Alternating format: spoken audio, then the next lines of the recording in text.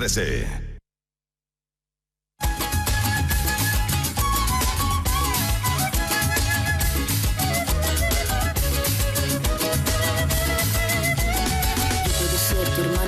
Tamara, Pamela o Valentina. Yo puedo ser tu gran amiga, incluso tu compañera de vida. Yo puedo ser tu gran aliada, la que aconseja y la que apaña. Yo puedo ser cualquiera de todas, depende de cómo tú me apodas. Pero no voy a ser la que obedece, porque mi cuerpo me pertenece. Yo decido de mi tiempo, como quiero y donde quiero.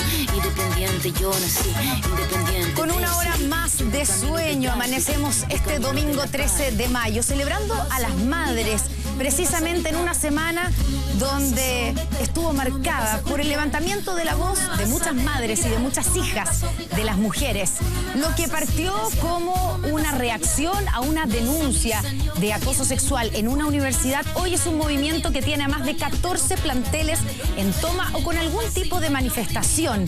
Además, con una movilización el día viernes que tuvo a miles de adeptos gritando basta. Basta de acoso, basta de abuso, basta de asumir como naturales violencias históricas contra las mujeres. Escuchamos a Anita Tijoux diciendo: tú no me vas a gritar, tú no me vas a golpear, tú no me vas a someter, tú no me vas a callar. Una letra que parece haber sido escrita para este momento de las mujeres y que precisamente ha sido y ha servido como una especie de himno para esta movilización feminista.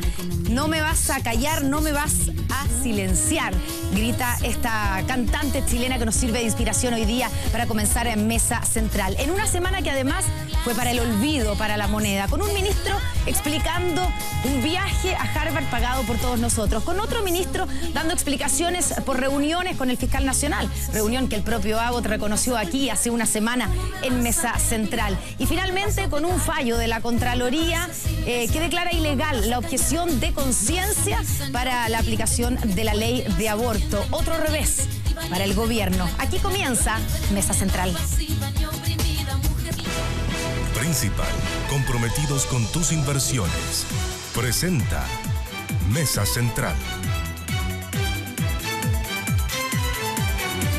Muy buenos días, ¿cómo están ustedes? Bienvenidos a Mesa Central, que lo estamos transmitiendo en, por supuesto, transmisión simultánea con Tele 13 Radio, con T13 Móvil, con todas nuestras plataformas, en este domingo que vamos a partir dándole la bienvenida a nuestros panelistas: Carolina Urrejola, Cristian Pofil, Patti Politzer y nuestro panelista de invitado especial, diríamos, Francisco Covarrubias. ¿Cómo estás, Francisco? Muy bien, buenos días. Un conocido, por supuesto, de Tele 13 Radio y de Canal 13. Voy a partir diciéndoles feliz día a las madres, Carola, Patti, y a todas las madres que nos están... Feliz día para ti, Connie, también. Gracias, que nos están viendo y que nos están escuchando también por Tele 13 Radio y por Canal 13. Me sumo al buen día para las madres. Oye, estamos con la imagen de la semana para partir el programa con lo que fue esta movilización del viernes pasado. A las 7 de la tarde ahí se convocaba en el centro de Santiago la marcha llamada contra la cultura de la violación, convocada por el movimiento Ni Una Menos. El llamado a marchar juntas contra la violencia directa, estructural y cultural que se ejerce hacia las mujeres. Esa violencia que, amparada en normas, símbolos y subjetividades, actúa en todos los espacios sociales. Fue uno de los mensajes lanzados esa tarde de viernes, que convocó no solamente a mujeres, podemos ver, sino que también a miles de hombres que acompañaron y que llamaron la atención los mensajes de los carteles, que fueron realmente destacables. Y lo que yo decía al comienzo de este programa, algo que partió como una denuncia en un plantel, hoy día se ha convertido en un movimiento feminista que no sabemos en qué va a terminar. Una Carola. marcha sumamente masiva, 20.000 personas, yo creo que más de lo que varios proyectaron, y que yo creo que da cuenta, Connie, del hastío acumulado, del enojo, de la molestia, que busca copar cada espacio que se presenta y que son cada vez más, porque recordemos que el martes la Confech también ha convocado una marcha de este tipo, hay que ver lo que va a pasar. Y el miércoles, y en algo más institucional, la Comisión de Educación del Senado también va a tratar este asunto. Ahí me parece que esta nueva ola feminista obviamente plantea muchísimos desafíos y desafíos de comprensión, para varias personas que no pueden entrar precisamente en el análisis, sino que más bien reaccionan a lo que están viendo, y en ese sentido yo creo que ha habido muchas respuestas a este tipo de movimientos y de manifestación que dan cuenta precisamente del miedo que esto provoca en los sectores precisamente más reaccionarios o en los sectores conservadores. Hemos visto 3 días seguidos cartas al director del Mercurio criticando este tipo de manifestaciones por las formas que pueden tomar, y ninguna carta en ese mismo medio tratando de entender el fondo del asunto. Cristian Poffi. A ver, yo creo que no hay nada más fuerte que una idea a la que le llegó su momento. Y en este caso, el tema del feminismo con los abusos, yo creo que siempre ha habido abusos, siempre había esto, pero claramente llega un momento en que algo gatilla. En este caso fue gatillado por lo que ocurrió en Estados Unidos y se está replicando por todos lados. Estos son todos hijos de Me Too, como pasó en las revueltas de los 60, donde parte en un país y va en el epicentro.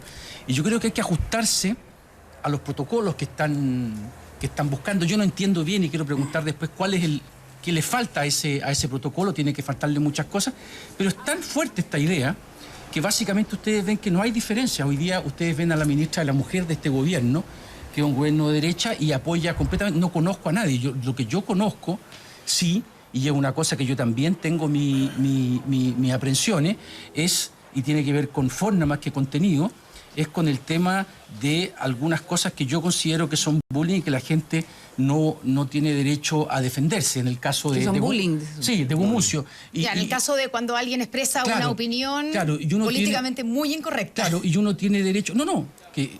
Que se le dé con argumentos. Lo que yo no estoy de acuerdo es que esa persona, para conservar su pega en la UDP, tenga que mandar una carta en la cual se arrastra tal como se arrastraban en las purgas políticas. Pero esas son reacciones públicas, son respuestas de la gente que se sintió ofendida porque utilizó argumentos que denostan el movimiento y que menoscaban a las personas. Yo no quiero concentrarme en eso, Carola, porque obviamente yo estoy diciendo que en el contenido... Sí, pero compararlo con una campaña orquestada de la época, no sé, de una época histórica, incluso se habla de la Casa de Brujas y nadie se está muriendo por esta situación, digamos. Nadie se muere, pero lo que estoy diciendo es que eso es una forma y que no es lo más importante, pero yo creo que la gente también tiene derecho a criticar ciertas cosas de forma, que los movimientos que buscan las causas más justas, a veces hay problemas de forma y creo que es válido como periodista hacerlos notar. Pero el problema de forma también estuvo en la primera reacción frente a este tema de Rafael Gumucio. Es decir, que fue lo que él reconoció, él dice, sigo pensando lo mismo, pero no lo dije de la manera correcta. Ahora, la verdad es que yo creo que con todas las mujeres que yo he hablado esta semana, hay una sensación de emoción, de, como decía Cristian, no hay nada más fuerte que a la idea que uno tiene le llegue su momento. Y este es el momento. Y la verdad es que quienes somos mayores de 50, digamos, esta es un momento que por lo menos yo no pensé que iba a vivir. Es decir, con esta fuerza que el movimiento feminista esté marcando la pauta en todo el mundo occidental, es muy, muy fuerte y muy emocionante. Y tal como decía Cristian, la propia ministra de la Mujer, Isabel Pla, tuvo que subirse al carro y encabezarlo de alguna manera cuando ella dice, voy a leer la frase textual que señaló al respecto, dice, las demandas de las estudiantes forman parte de nuestra causa. La equidad de género está en nuestro programa de gobierno y este ministerio lo tiene como causa central. Es decir, creo que eso es muy fuerte de un gobierno de derecha, conservador. Llama la atención que asumimos entonces, Pati, que el movimiento feminista es un movimiento en general de izquierda, porque a todos nos llama la atención que la ministra Pla se suba a este carro de esta manera. Históricamente ha sido un movimiento de izquierda, sin duda. Es decir, creo que el feminismo está mucho más cerca de las ideas de izquierda que de las de derecha. Francisco. Mira, es súper interesante lo que está pasando y yo creo que efectivamente el hecho de que hoy haya aprendido tan rápidamente este fenómeno es porque algo estaba incubándose hace mucho tiempo.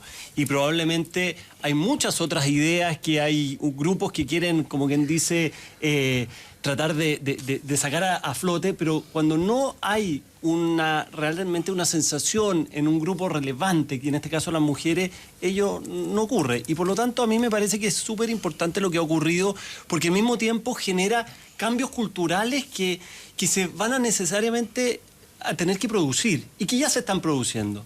Ahora, y dicho eso, creo que hay riesgo en esto. Y aquí, un poco lo que están conversando ustedes, Carola y Cristian, creo que hay riesgo. Creo que hay riesgo, por ejemplo, respecto a cuáles son los límites de la libertad de expresión. Creo que lo que ocurrió con Gumucio, más allá que uno pueda estar de acuerdo o no, más allá que uno pueda decir hasta dónde llega el humor, hasta dónde llega la ironía, hasta dónde llega el derecho a tener posiciones que son contrarias a la opinión mayoritaria de la gente. Creo que ahí hay un gran desafío, creo que con nuestra invitada lo vamos a conversar, pero hay un desafío. Creo que sin querer minimizar el problema, a todo lo contrario, yo creo que lo que está ocurriendo es un fenómeno pero muy positivo, y creo que realmente han habido décadas o siglos de abusos en distintos ámbitos a las mujeres. Creo que hay riesgos. Y esos riesgos creo que hay que conversarlos adecuadamente. Riesgos, cuando hablas de riesgos, para aclarar, Francisco, estamos hablando de que en el fondo nadie se atreva a disentir, nadie se atreva a tener una posición contraria a la del movimiento.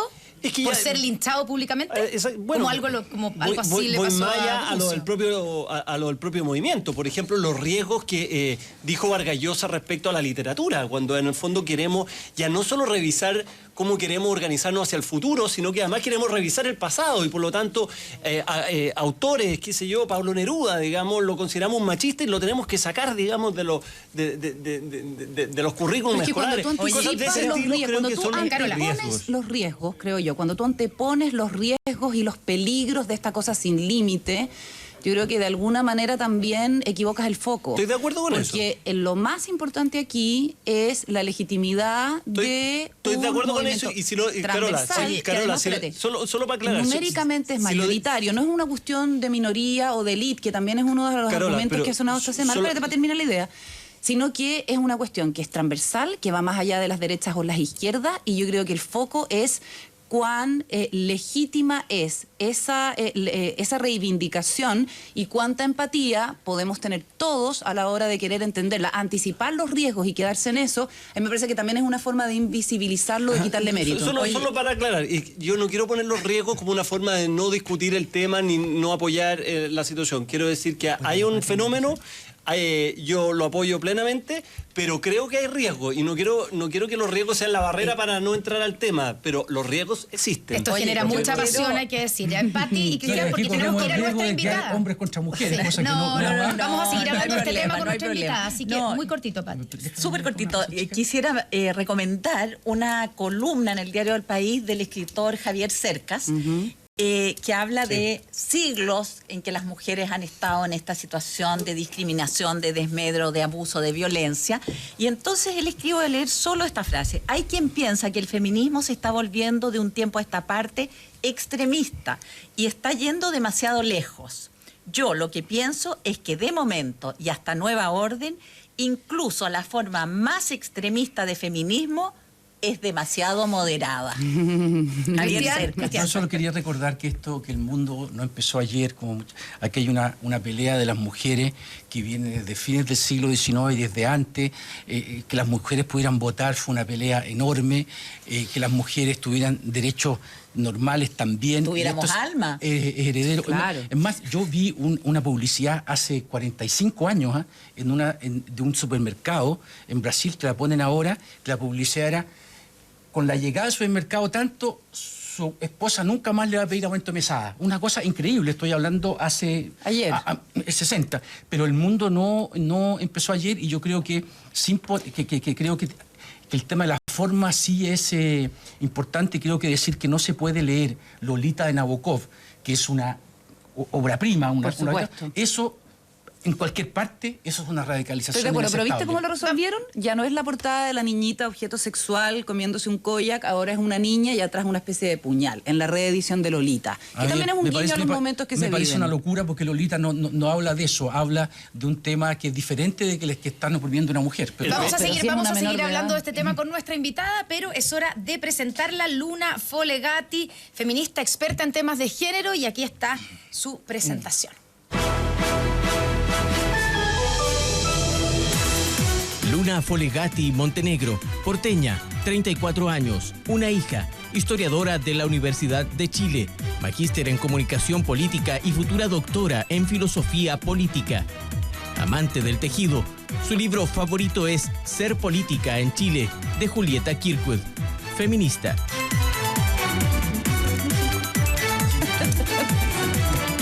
Hay peligro. Ya está con nosotros. Uy, esto no para, la discusión aquí en la mesa no ha parado en ningún momento, genera muchas pasiones este tema y me imagino que todos en la casa estarán ahí mientras están tomando desayuno, comentando también este mismo tema. Ha sido tema probablemente en todas las familias. Ya estamos con Luna. Muy buenos días, bienvenida a Mesa Central, Luna. Yo quiero partir preguntándote desde tu punto de vista como historiadora, como experta en temas de géneros, ¿por qué hoy este movimiento adquiere la importancia que tiene? Porque, como hemos dicho acá, y esto es, históricamente ha sido un tema de demanda, diferentes formas de la mujer. Uno habría pensado que estos temas podrían haber sido y haber salido a la calle en el gobierno de Michelle Bachelet, por ejemplo. Pero ¿por qué es hoy día? Bueno, yo creo que esa pregunta es muy interesante y una se la puede venir haciendo hace un largo tiempo. O sea, desde el año pasado nosotros vemos a nivel internacional un fuerte revuelo en relación a las situaciones de violencia de género y acoso sexual.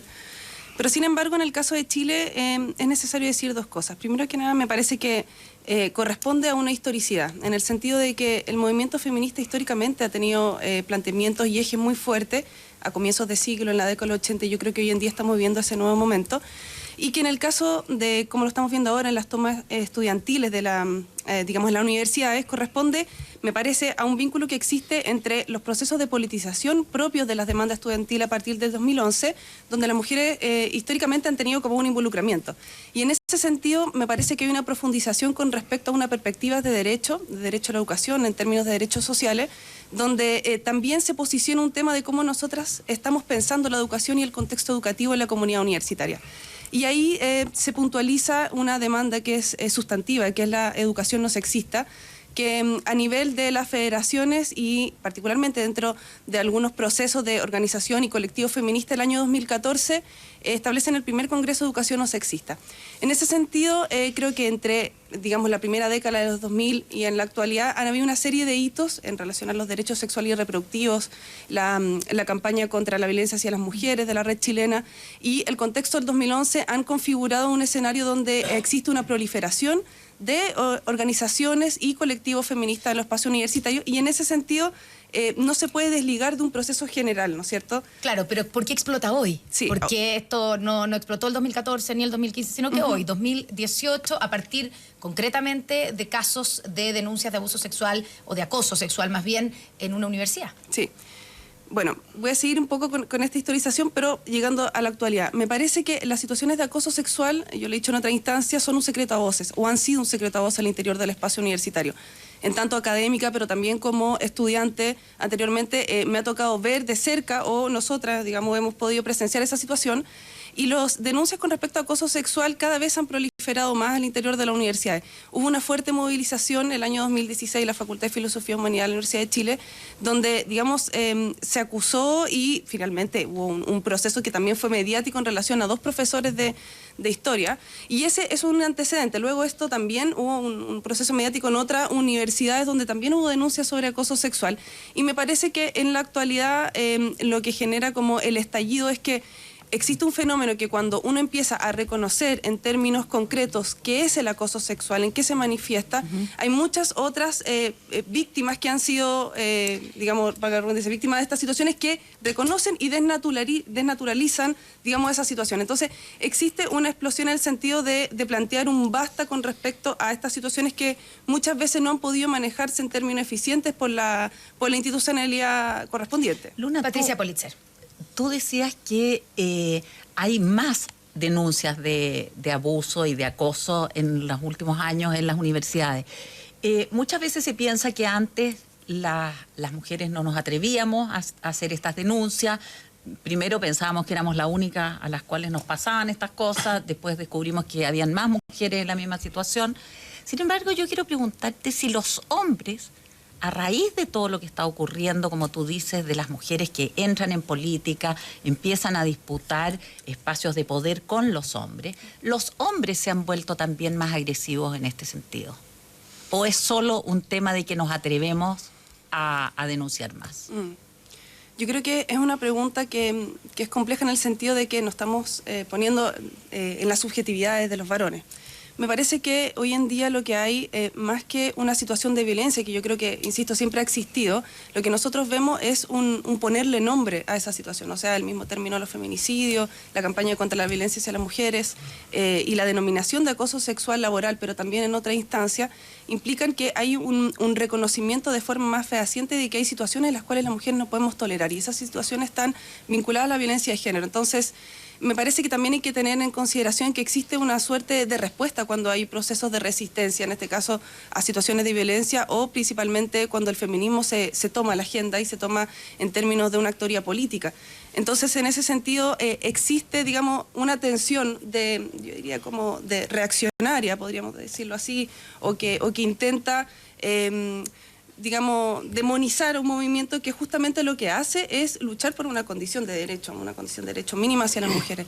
Entonces yo creo que está vinculado en el sentido de que hay un mayor reconocimiento, los casos de acoso sexual laboral han aumentado durante este año, y también existe, yo creo que un proceso que no podría catalogarlo como se está exacerbando la violencia, pero sin embargo hay una mayor visualización y también una respuesta por parte de aquellos varones que sienten atentado su situación. Cristian Bofill. Sí, Luna, quería antes hacer una observación nomás respecto de la emancipación de la mujer, que también ha jugado un rol importante factores como la incorporación de la mujer al trabajo en la Segunda Guerra Mundial, la tecnología, como la píldora del día después. O sea, creo que eso también son factores bastante importantes en cómo está la mujer hoy día y por qué puede haber un movimiento como este, que no es solo, digamos, un tema de organización, también tiene que ver con el avance tecnológico y la incorporación de la mujer.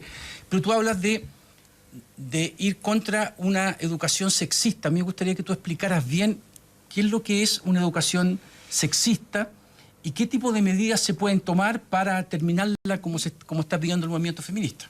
Bien, me parece que es una pregunta muy atingente en el sentido de que hoy en día, cuando se menciona la educación sexista, o el sexismo en la educación, más bien tiene que ver con todas aquellas manifestaciones que lo que hacen es reproducir una condición de subordinación de las mujeres. El espacio educativo es un espacio privilegiado para, digamos, crear y configurar lo que nosotros denominamos como los roles de género, es decir, cómo históricamente tienen que ser los varones y las mujeres afincadas al espacio privado, doméstico, al cuidado de los hijos, ¿no es cierto? Y por otra parte, los hombres más vinculados al espacio público, productivo, político también. Entonces, muchas veces la educación está permeada por esas construcciones. Y desde el punto de vista feminista, lo que nosotros queremos es que la educación sea un lugar neutral, independiente de las diferencias de género. ¿Qué medida? Por ejemplo, existe, primero que nada, una feminización o masculinización de ciertas carreras. Por ejemplo, educación de párvulo o ingeniería tiene un alto sesgo en relación a las personas que ingresan a esos espacios. Eso se muestra también en la PSU, que tiene un puntaje diferenciado hombres y mujeres en lenguaje o matemática. En ese sentido, la educación sexista lo que hace es señalar que es necesario primero tener una transversalización de la perspectiva de género en las distintas carreras. Por ejemplo, en Ingeniería de la Universidad de Chile se hizo una cuota para entrar y lo que generó que ingresaran casi, creo que la cifra es un 30% más de mujeres, lo que es bastante importante. Pero en medidas concretas, primero lo que nosotros queremos es pensar el espacio educativo y universitario como un lugar donde uno puede formar profesionales que no tengan, digamos, una diferencia en términos de género o que no reproduzcan diferencias de género a nivel profesional. Y eso se reconoce, por ejemplo, en que las carreras feminizadas o masculinizadas también tienen menores remuneraciones cuando ingresan al mercado laboral. Entonces, existe ahí una continuidad dentro de una cierta estructura. Por otra parte, en caso específico, la necesidad de transversalizar una lectura de género al interior de las carreras, que eso se manifiesta en que los perfiles de egreso tengan un conocimiento específico del género, cómo no reproducir diferencias, cómo no, digamos, por ejemplo, en la carrera de medicina y el tema de la violencia obstétrica debería ser absolutamente trabajado al interior de la universidad, o también la formación inicial docente para que aquellos profesores en escuela básica o media no hagan chistes de carácter machista o empiezan a incluir una forma igualitaria la forma de educación desde el punto de vista de género. Luna, Francisco. sí, no, es que respecto a esto de la educación no sexista, porque yo estoy muy de acuerdo con todo lo que has expresado tú respecto a esto de los perfiles de egreso, a los abusos que se pueden generar, digamos, dentro de la sala de clase, incluso, digamos, sobre las condiciones de determinadas carreras. Pero donde tengo muchas dudas es respecto a cuando la educación no sexista se plantea en la revisión de los currículum, respecto a ciertas cosas como, por ejemplo, decir, bueno, acá no se pueden estudiar solo autores hombres, cuando la realidad de la historia es una cosa, lo que queremos construir hacia el futuro es otra cosa, digamos, y por lo tanto, yo si quiero leer a los antiguos griegos son puros hombres y no tengo otra cosa que hacer. Y puedo encontrar cosas que hoy nos parecen horrorosas en un contexto, digamos, del siglo XXI, pero que son autores que son muy relevantes para estudiarlos, digamos, y para la formación. Entonces, yo quiero preguntarte, ¿dónde crees tú que están esos límites de la educación no sexista respecto a estas revisiones y purgas, digamos, curriculares que se pueden plantear en algunos casos? Bueno, yo no creo que se esté hablando de purgas curriculares en ese sentido, en términos eso concretos. lo digo yo, digamos. Sí, me parece que acá lo que estamos planteando es cómo también uno puede tener una mirada en términos disciplinares de la formación profesional que sea más integral.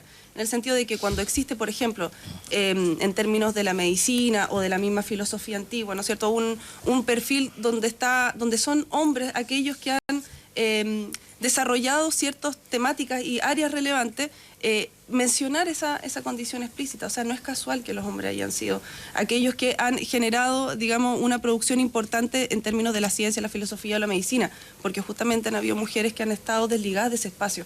Entonces, es necesario por lo menos que los estudiantes tengan esa claridad y que los docentes puedan explicar aquello, y que en el sentido de que si nosotros estudiamos carreras donde efectivamente los varones han tenido una preeminencia en términos de la construcción de esa misma disciplina, es porque ha habido una misión y una falta de participación de las mujeres, no por deseo, no por incapacidad, sino porque el mismo sistema la restringió a un cierto espacio que es de carácter doméstico. Entonces, yo creo que cuando no es posible la integración de las mujeres, creo que también eso habría que estudiar en qué medida.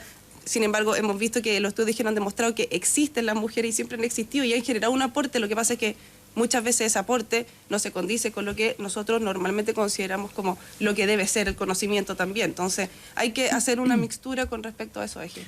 Carola Urrejola. Hay quienes han dicho que estas demandas de las universitarias y también de las estudiantes secundarias no son demandas políticas y son más bien como otros temas a lo que todos conocemos como las demandas tradicionales de los estudiantes, que puede ser la gratuidad o al principio de los 2000 el tema del pase escolar, y que esto escapa de eso y por lo tanto no es político. Hay quienes consideran que esto es derechamente un capricho, falta de tema. Hemos escuchado todo ese tipo de declaraciones. Quisiera saber cómo lo ves tú y si también consideras que estas son demandas o problemas postmateriales, como decía Francisco Covarrubias en su columna de ayer, o más bien son transversales y perfectamente atingentes a esta época. Bueno, me parece que con respecto a lo político, el feminismo es, digamos, una pregunta que las mismas feministas a partir de los 70, 80 se lo han mencionado, y acá en Chile el movimiento feminista en los 80 lo hizo de manera fuerte y clara, que fue señalar que a través de la consigna lo personal es político o democracia en el país y en la casa, ¿no es cierto? Se planteaba una reivindicación que lo que hacía era señalar de forma fehaciente de que aquellos problemas que históricamente han sido pensados como privados o individuales corresponden también a un ordenamiento político. Es decir, no es casual que las mujeres hemos tenido que luchar para conquistar el voto o hemos tenido que luchar para acceder a los espacios universitarios, y que no es sino política esa misma lucha. Entonces, en ese sentido, lo que hoy día se está planteando y vuelve ese contenido político del feminismo, es decir, que existe una diferencia en la forma en la cual nos desenvolvemos en tanto sujeto, una diferencia basada en la diferencia sexual, y que ella reproduce situaciones de orden de dominación, de subordinación o de explotación incluso, que están marcadas por esta situación de género. Y esa lucha es una demanda feminista que busca justamente revertir esa condición. Entonces, señalar que eso no es político o que yo creo que también es de carácter individual es no atender al problema de carácter estructural que nosotras tenemos presente. O sea, la diferencia en términos salariales, la violencia de género, lo que ganan efectivamente las mujeres o lo que tienen que pagar en las ISAPRE o una vez jubiladas, el pequeño porcentaje que reciben en términos de las previsiones, ¿no es cierto?, corresponden a una situación que no es solo particular, no es solo estudiante y por lo tanto no es un capricho, sino que corresponde a un cierto orden también vinculado a las formas actuales del neoliberalismo. Luna, tú mencionabas recién el lema con que las mujeres protestaron contra la dictadura, democracia en el país y en la casa. Algunas decían democracia en el país y en la cama. Pero lo claro es que las mujeres jugaron un rol muy relevante durante la lucha contra la dictadura de Pinochet. Sin embargo, llegó el año 90 y en el primer gobierno democrático del expresidente Patricio Aylwin, la única mujer que integraba el gabinete era Soledad Alvear, como se le llamaba ministra de la Mujer, del CERNAM, que ni siquiera era un ministerio. Recién en el último gobierno, en el gobierno anterior a este, el de Michelle Bachelet, pasó a ser un ministerio propiamente tal. Entonces mi pregunta es, las mujeres, la inmensa mayoría de las mujeres, estamos muy emocionadas con lo que está pasando con el feminismo en este minuto. Pero yo viví esa etapa y me di cuenta cómo cuando las cosas volvieron a su cauce, las mujeres volvieron a la cocina y a la casa. Entonces quiero preguntarte qué porcentaje, qué posibilidad hay de que esto vuelva atrás y no se consigan cambios importantes. Sí. Bueno, muy interesante ese tema que planteas, porque yo creo que sin lugar a duda es uno de los desafíos que históricamente ha tenido el movimiento feminista. ¿En qué sentido? Julieta Kirwood hablaba, ¿no es cierto?, la socióloga chilena, que es muy importante dentro del desarrollo del feminismo en tanto movimiento. Yo creo que hay que hacer como esa distinción, el feminismo en tanto teoría o en tanto movimiento, estamos hablando en tanto movimiento. Plantea cómo han habido los silencios, ¿no es cierto? Primero, en el auge a principios de siglo, ¿no es cierto?, con la configuración, por ejemplo, del MEMCH, que lucha por la conquista del voto político y una serie de otros derechos también. Cuando se consigue el voto, existe lo que se llama el silencio feminista a partir de la década del 50, 51 en adelante, hasta el resurgimiento en el contexto de la dictadura por la lucha de las mujeres para su fin, ¿no? Entonces, en ese sentido, lo que plantean los 90 es nuevamente un silencio. Y ese silencio tiene que ver por una serie de lecturas que uno puede tener. Por una parte, es muy gráfica la imagen de la fotografía del primer gabinete, ¿no es cierto?, de Aylwin, con una sola mujer, cuando la mujer había tenido una actoría absolutamente relevante dentro de la lucha para el fin de la dictadura y el regreso a la democracia. Existen diferencias que tienen que ver con los componentes estratégicos del feminismo que corresponden a las particularidades de los 90, o sea, es decir, desde dónde nosotras queremos cambiar la situación, desde el punto de vista institucional o desde las organizaciones más bien de carácter autónoma. Y esas son bifurcaciones que hablan de, digamos, la pluralidad del feminismo. El feminismo no es uno solo, no es de carácter unívoco o que plantea una sola visión, sino que es polisémico, es heterogéneo. Y en ese sentido, lo que nosotros podemos plantear hoy en día, y volviendo a tu pregunta a la actualidad, es justamente generar una condición de cómo el feminismo se vuelve transversal, dialoga y sobre todo tiene un contexto social. Se nos acaba un poco el tiempo. Sí, la Luna, última pregunta, Cristian. Yo quiero discrepar un poco tanto de la pregunta como de la respuesta, de la pregunta de la Pati, que dice qué posibilidad hay que esto vuelva atrás.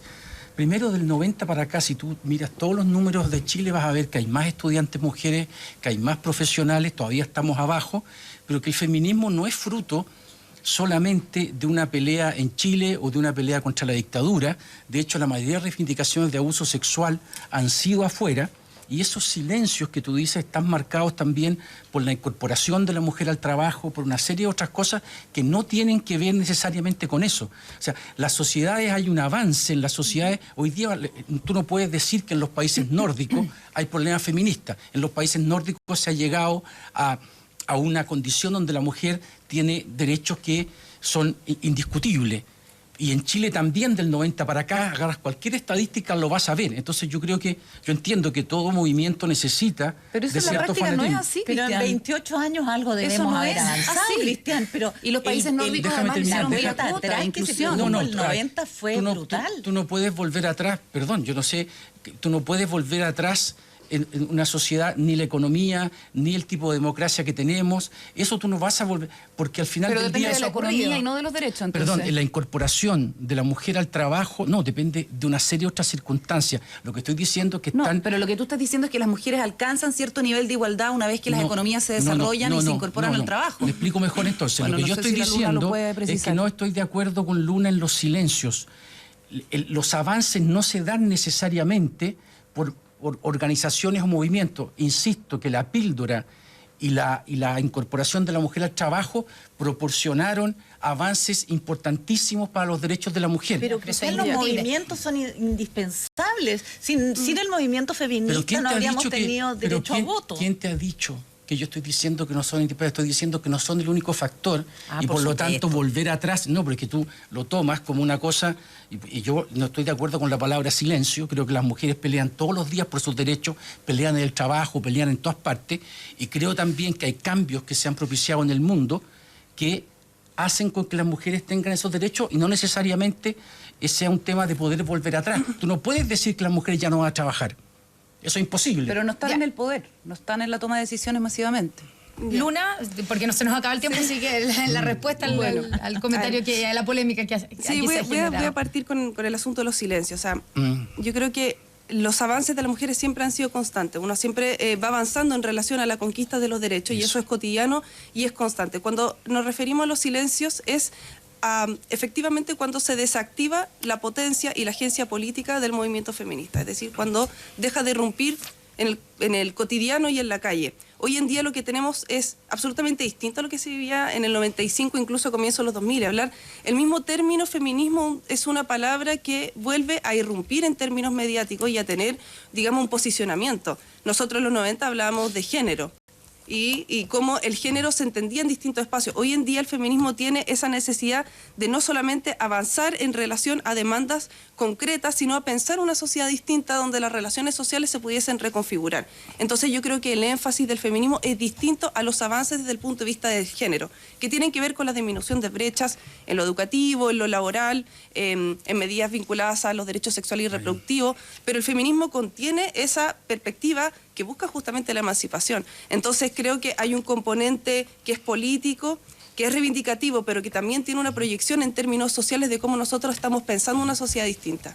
Un tema del que sin duda seguiremos hablando. Luna Folegatti, muchas gracias por estar esta mañana aquí en Mesa Central. Buenos días. Y continuamos en Mesa Central con uno de los momentos de Tele 13 Radio durante esta semana. Fue en Mesa Central con una entrevista a James Hamilton, una de las víctimas de Caradima, quien habló precisamente a puertas de lo que se esperaba de esta reunión que comienza esta semana entre el Papa Francisco y los obispos de Chile. Lo escuchamos y lo vimos en Tele 13 Radio. Yo quisiera que Razzoli de partida lo sacaran del grupo del G9 para que perdiera su influencia nefasta en la Iglesia y que sutil o no sutilmente quedara claro que queda de alguna manera rebajado o fuera de los circuitos de poder de la Iglesia con alguna señal que indique que, miren, estamos muy descontentos con la labor de este cardenal que es la cabeza, ¿no es cierto?, de lo que es la corrupción en Chile. Es la cabeza de la corrupción de la Iglesia en Chile, ha dicho James Hamilton del cardenal Francisco Javier Errázuriz, que no iba al viaje con el Papa, al encuentro con el Papa, y en último minuto, al parecer, lo llamaron. Partamos inspirados en esta frase, con las joyitas, Cristian Bofill. Bueno, yo quería hablar justamente del llamado al cardenal Errázuriz del Vaticano. Se lo llamó el viernes, no lo llamó el Papa personalmente, pero sí a nombre de él, que él tenía que ir porque el Papa decía básicamente que el único motivo para no asistir era un motivo de salud. no sé si ustedes se acuerdan, pero el cardenal Errázuriz dio un motivo incluso que el alojamiento no le gustaba mucho. No, que no había plata para financiar el alojamiento, claro, y no había espacio en Santa Marta donde estaban alojando el resto de los obispos. Que era una forma un poco de ningunear el viaje. Y que él había estado recién hace 2 semanas y le había entregado un informe al Papa sobre el caso Caradima. Esa también fue parte de la explicación de su ausencia. Claro, que es una cosa... Y básicamente él estaba de bastante mal humor ayer cuando llegó al aeropuerto, él está yendo obligado, y eso obviamente que aumentó las especulaciones respecto de qué medidas va a tomar el Vaticano. Hasta ahora la palabra más exacta son especulaciones, pero los vaticanistas hoy día en Roma piensan que va a haber algo respecto del Consejo de los 9, que hay que decir que ya... C9. Claro, que ya salió el cardenal australiano por alegaciones de pedofilia. El cardenal hondureño Madariaga tiene unos problemas con platas ahí que también está muy cuestionado y debería salir. Ahora, el Vaticano... Está viendo como C5 ya. Claro, va quedando más C6. Deberían ahí tomar alguna medida, pero el Vaticano les gusta dar por cerrado el Consejo más que estas cosas. O sea, y la otra que se está especulando bastante es que todos los obispos que eran del grupo de Caradima, está hablando el de Talca, el de Linares, el obispo auxiliar Arteaga de Santiago, saldrían, y que tendría que haber un remesón bastante grande. Claro, la pregunta es qué van a hacer concretamente en el caso de Errázuriz, porque no tiene, claro, no se lo puede sacar obispo emérito, entonces no tiene... No, pues sacarlo del Consejo ya... Claro, pero es igual el Consejo a esta altura ya estaba terminando su tarea. Bueno, en junio se renuevan los nuncios. A este nuncio igual lo van a sacar y probablemente la Secretaría de Estado está peleando para que él no salga antes y salga junto con el grupo que va a salir. Oye, claro, para que se vea como una medida, es que, mira, Francisco. Durante 500 años, o sea, desde Adriano VI a Pablo VI, los papas no reconocieron que se equivocaron. Pablo VI reconoció un pequeño error, pero la verdad que hasta Juan Pablo II empezaron recién los reconocimientos de equivocaciones. Y acá el Papa reconoció que se equivocó profundamente. Y hace este inédito llamado de todos los obispos a Roma, y por lo tanto están todas las cámaras del mundo mirando lo que va a ocurrir aquí. Si de aquí no es un tema solo de Chile. No solo de Chile. No. Y si de aquí no ocurre algo sangriento, digamos, con todas las lógicas vaticanas, con todos los llamados a la oración, al recogimiento, con el lenguaje vaticano, pero si de aquí no sale sangre, digamos, va a quedar en una sensación de impunidad o de, como quien dice, de que no se lograron cumplir las expectativas. Por lo tanto, yo creo que estamos a puertas de que ocurran cosas muy relevantes. Se habla de 7, de 8 obispos, de cataclismo, de lo que sea, porque de otra forma, digamos, va a quedar con una sensación de tomadura de pelo, digamos. Esto ya no da para ir a hacer una reconversión o un cartillazo, sino que tienen que haber medidas que son mucho más profundas. Yo creo que un tema clave en esto no es solo los castigos, los que van a salir, sino que a mi juicio lo más importante es quién va a llegar. Es decir, cuáles van a ser los nombramientos que reemplacen a los que salgan. Creo que ahí hay que poner mucho ojo. No, y obviamente llama la atención el llamado al cardenal Errázuriz, inédito, porque no convoca a todos los eméritos. Hay muchos eméritos que no van porque la idea nunca fue que fueran todos los eméritos. Estaban invitados todos. Primero se invita a la conferencia episcopal, después se agregan a los eméritos a Monseñor Medina, ¿cierto? Cardenal Errázuriz, pero asumiendo que por edad, por enfermedad, hay gente que no va a ir. Pero Francisco Javier Errázuriz tiene 88 años. Y está perfectamente bien de salud. Y lo convoca y bajo esta idea de que esto lo discernimos todos, esto nos vamos a encerrar y vamos a sacarlo adelante, y para eso necesitamos a Errázuriz, eso también es una señal. Vamos a ver qué pasa esta semana con la reunión, incluyendo, ¿cierto?, al cardenal Errázuriz, y a ver si se cumplen las expectativas, porque las expectativas son bastante altas acerca de lo que va a ocurrir con el Papa Francisco. Pati Politzer, la joyita para hoy domingo. Mi joyita es el Museo de Historia Nacional y su exposición Hijos de la Libertad, donde distintos personajes históricos se mostraban con una cita en torno a este concepto de la libertad, y resultó que tenía un invitado de piedra, el conjunto de personajes que era ni más ni menos que Augusto Pinochet. Esto llegó a las redes sociales y estalló el escándalo. Hay que decir que en la inauguración nadie le pareció raro. A nadie le pareció raro, ni en la inauguración, y durante todo casi un mes que estuvo allí. Pero de repente alguien sí se sintió afectada y lo puso en las redes sociales, ahí estalló todo esto. Y la ministra de las Culturas, Alejandra Pérez, no se demoró ni un segundo en pedirle la renuncia al director del museo, Pablo Andrade, señalando claramente por qué la pedía, que aquí había un error, y comillas dijo, la libertad de pensamiento y de expresión no está por sobre los derechos humanos. La verdad es que yo creo que la curatoría de la exposición, que ellos efectivamente querían provocar con esto. Más aún, según supe, tenían unos paneles de repuesto para reemplazar el que estaba exhibiéndose, pensando en que podían rayarlo, romperlo, haber reacciones de parte del público.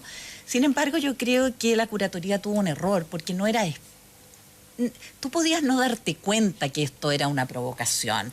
No tenía ninguna, ni siquiera se hablaba de el dictador Augusto Pinochet, que quizás te habría dado una pista para entender que esto sí tenía por objeto provocar justamente la reflexión y el debate sobre el tema de la libertad. Que es el rol general del arte en general. O sea, uno podría cuestionar si finalmente no era el rol lo que estaban buscando, esta provocación no es lo que precisamente tiene que hacer el arte, o no era la forma. Yo creo que lo hicieron mal, porque provocaron esta reacción de esta manera que terminó cerrando la exposición, y ahora el debate es sobre la libertad de expresión y el derecho que tienen los museos a ser disruptivos, que yo creo que es lo que tienen que hacer. Pero aquí yo creo que la curatoría, insisto, cometió errores en no explicitar de alguna manera esta provocación, dejando claro que era una ironía lo que estaban haciendo.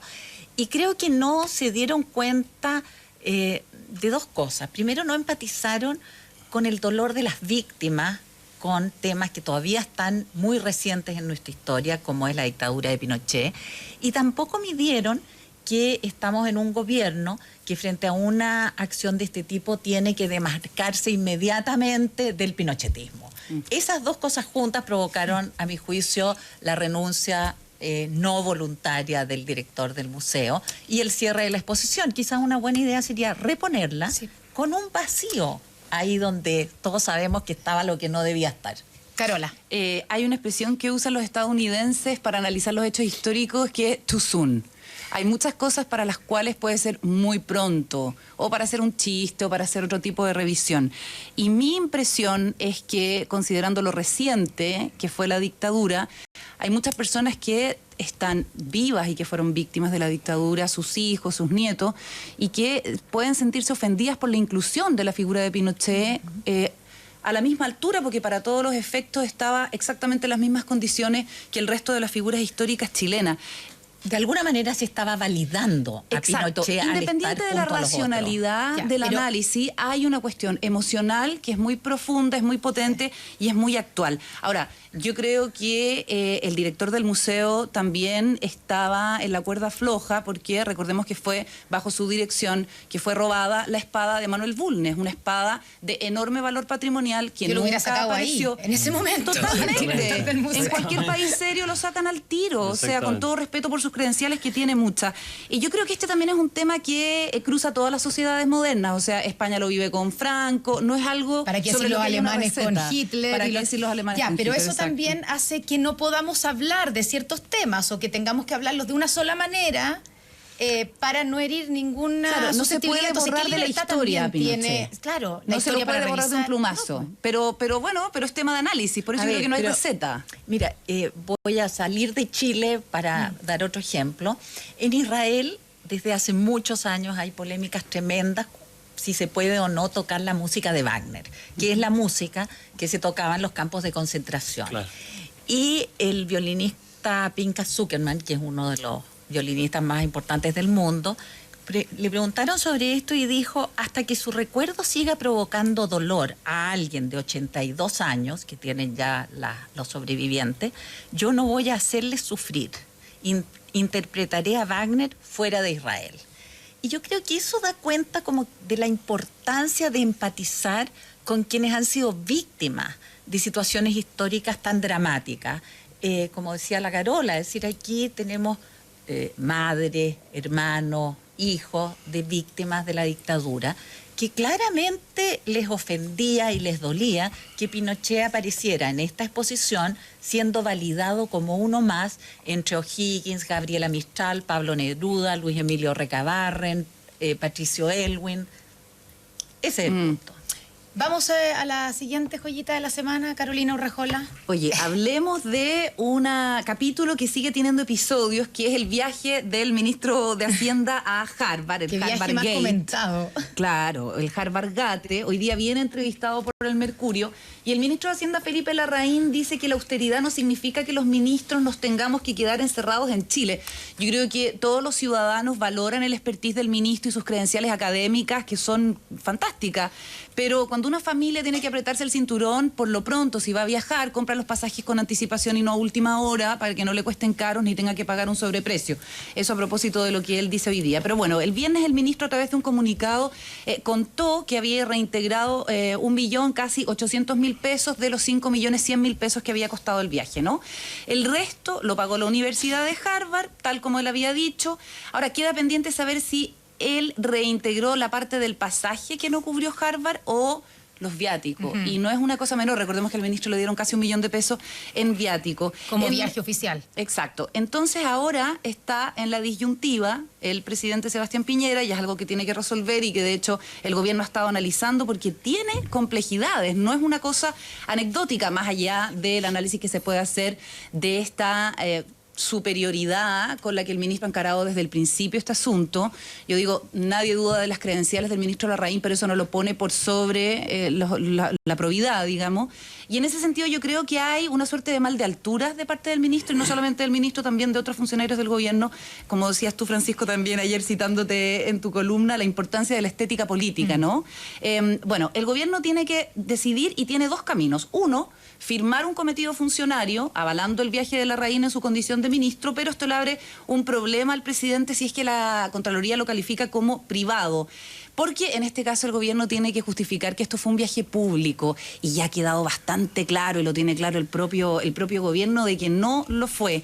Ahora el presidente puede firmar un permiso de uso de días administrativos o un permiso sin goce de sueldo. Pero ahí y no le aquí correspondería el viático, ¿sí? Exactamente. Aquí el presidente queda protegido, pero le quita el piso a su ministro, y eso también es un problema. Y ahí lo que corresponde es la reintegración total del viático. Y en esa disyuntiva están en el gobierno. Francisco.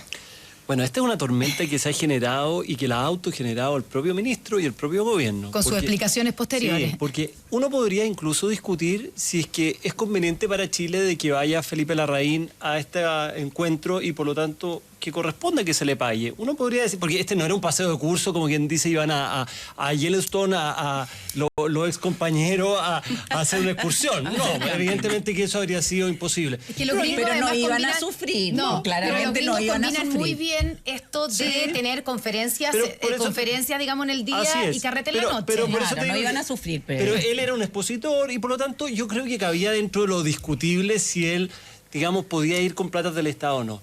Lo que no es discutible es que esto ha sido pésimamente mal manejado, con un tono que hoy día, además, es paradójico, porque después de todo lo que ha pasado, que salga hoy día la entrevista en el Mercurio con el mismo tono altisonante, soberbio, desconectado de la realidad.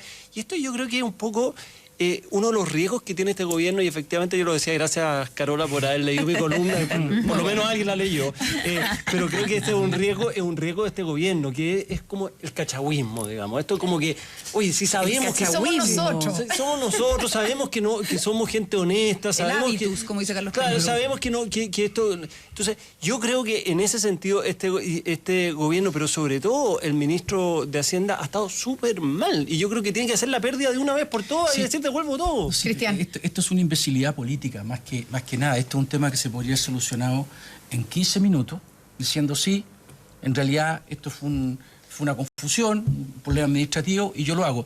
Yo creo que esto tiene que ver primero la personalidad del ministro, que el ministro claramente, digamos, y yo entiendo por qué en el Mercurio no hace ninguna autocrítica, porque a él lo obligaron a hacer esto. Esto no es una decisión de él. Lo obligaron a devolver la plata. Yo pensé que decías que lo habían obligado a ir a la reunión de exalumnos. Ahí sí. No, pero él claramente, esa no es una decisión de él. La información que yo tengo es que no es una decisión de él, que a él, obviamente, que... A ver, esto es como el tema también del Polo Piñera, o sea, tú te das cuenta en 24 horas cuando tienes que cortar.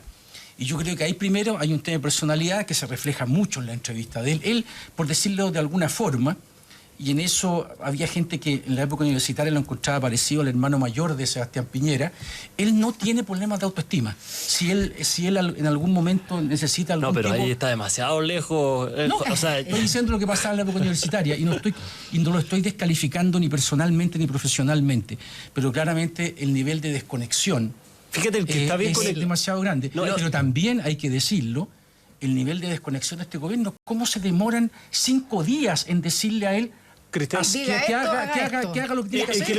El que lo hizo a tiempo fue Andrés Chadwick, y que apenas salió la polémica, cortó el tiro, la cuñada, la nuera salió y todo. el hijo. Y con mucha más sensibilidad política. Ahora, es raro que no se hayan dado cuenta antes, pero bueno, como dice Álvaro Elizalde, es una fiel muestra de lo que Elizalde llamó la democracia patronal. No, eso es para un eslogan. Yo creo que tiene que ver más bien con una serie de... No, yo creo que un eslogan de Álvaro Elizalde, que está muy bien, ese es su pega como opositor, pero yo no estoy hablando de un eslogan, yo estoy diciendo lo que hay aquí es una impericia política, porque detrás de eso no hay una política, no hay algo que el gobierno quiere implantar, repito, ya, pero esta impericia política viene quizás del exceso de confianza de haber ganado el gobierno con 10 puntos de diferencia. Solamente para que lo podamos proyectar, para cerrar la joyita. ¿Qué va a pasar? Esto eventualmente puede tener una arista penal. Si el gobierno ya está complicado con el manejo de la arista administrativa, ojo, ya hay presentada una querella, eventualmente algún diputado socialista también puede presentarla, y hay quienes creen que en la restitución de la plata puede haber también un intento por la RAIN de protegerse frente a una eventual acusación de malversación o fraude fisco. Vamos a ver cómo sigue esta teleserie. Francisco Covarrubias, tu joyita de hoy. Bueno, mi joyita es Donald Trump, que es una joyita grande, es un joyón. Sí, tremendo. Es un solitario. Un cofre lleno de joyas. Y cumplió esta semana Donald Trump, y de esta forma ya no solo se salió del TPP, no solo se salió de la UNESCO, no solo se salió del Acuerdo Climático de París, no solo también se sale del Pacto de Refugiados de la ONU y cumple con salirse de este acuerdo que habían hecho con Irán. Creo que no hay muy buenas razones para esto. De hecho, el propio secretario de Estado, digamos, de Estados Unidos, en octubre había dicho que el acuerdo estaba funcionando muy bien. El propio ministro de Trump. Y en esto queda muy mal los países aliados, digamos, que firmaron el acuerdo, queda muy mal Francia, queda muy mal Macron, queda muy mal todo. Ahora, la pregunta que uno tiene que hacerse es, como que nos hemos ido acostumbrando al estilo de Donald Trump, como que esto, gota a gota, digamos, como que no vamos sintiendo el nivel de locuras que ha terminado haciendo este presidente y a dónde puede llevarnos. Porque ha sido es como ese chiste de cuando si uno pone una rana dentro de una agua caliente, la rana salta y se salva, pero si uno lo pone en agua fría y empieza a calentar el agua, se empieza a acostumbrar y termina muerta. Nos hemos estado acostumbrando porque el agua ha empezado a subir de a poco, y en ese sentido es una paradoja, porque por otra parte tenemos que lo que está ocurriendo en Corea del Norte con Kim Jong-un tampoco lo entendemos. ¿Cómo podemos clasificar lo que está ocurriendo? Y la paradoja de fondo es que si las elecciones fueran mañana en Estados Unidos, Donald Trump sale reelegido. Esa es la gran paradoja, porque por otra parte la economía ha resurgido en Estados Unidos y porque tiene grandes adeptos. Entonces pese al frente interno de Stormy Daniels, de todo eso que ha pasado, nadie le importa. Tiene un líder, es más o menos lo que pasa aquí. No hay un líder al frente. Eso es muy... Y yo creo que el tema de Trump tiene una complicación que la gente pocas veces ve, y es muy cínico lo que voy a decir, pero es una realidad. Los presidentes que cumplen todas sus promesas son complicados. Generalmente el problema está en que siempre uno dice, bueno, la campaña es en poesía y gobernar es en prosa. Y hay gente que promete muchas cosas locas y tú dices, no, si al final, cuando se siente en esa silla, él va a ver que la realidad es otra y se va a poner más sensato. ¿Estás pensando en la rebaja de impuestos en Chile o no? No, yo estoy pensando en cosas bastante más graves que esa. Bastante más graves que esa. Pero en realidad lo que está haciendo Trump es cumpliendo todas y cada una de sus promesas. No hay nada de lo que está haciendo que alguien pueda decir, oye, esto no. Yo creo que si tú agarras a Trump, debe ser de los presidentes que más han cumplido sus promesas. Y eso es bien complicado, porque la campaña es una cosa y gobernar es otra. Y ya hay fecha para el encuentro, ¿cierto?, con el líder coreano de Norcorea, el 12 de junio en Singapur. Así que va a estar bueno Va eso, a estar bueno eso. Va a estar bueno. Vamos a otro momento que marcó esta semana. Mesa Central, jueves 10 de mayo, presidenta de la UDI, Jacqueline Van Rysselberghe, hablando sobre, a raíz y reaccionando, sobre la decisión de la Contraloría de declarar ilegal el protocolo de objeción de conciencia para practicar abortos en nuestro país. Escuchemos y veamos lo que dijo la presidenta de la UDI. Lo que hay que hacer es buscar la fórmula para respetar la objeción de conciencia institucional y permitir que las mujeres que quieran, por ejemplo, si una complicación de, no sé, lo que te decía, un cáncer cervicuterino complicado, algún tratamiento de fertilidad o lo que sea, pueden seguir haciéndose esos tratamientos en las instituciones en donde estaban atendiéndose, porque son personas que se atienden por FONASA, no son personas de ISAPRE que pueden pagar, es clase media pura. Lo que hay que hacer es buscar una fórmula para respetar la objeción de conciencia institucional. ¿Es posible buscar un protocolo que no tenga la objeción, digamos, de la Contraloría, que permita objetar, tener objeción de conciencia institucional y, por otro lado, seguir recibiendo fondos del Estado? Pati Politzer.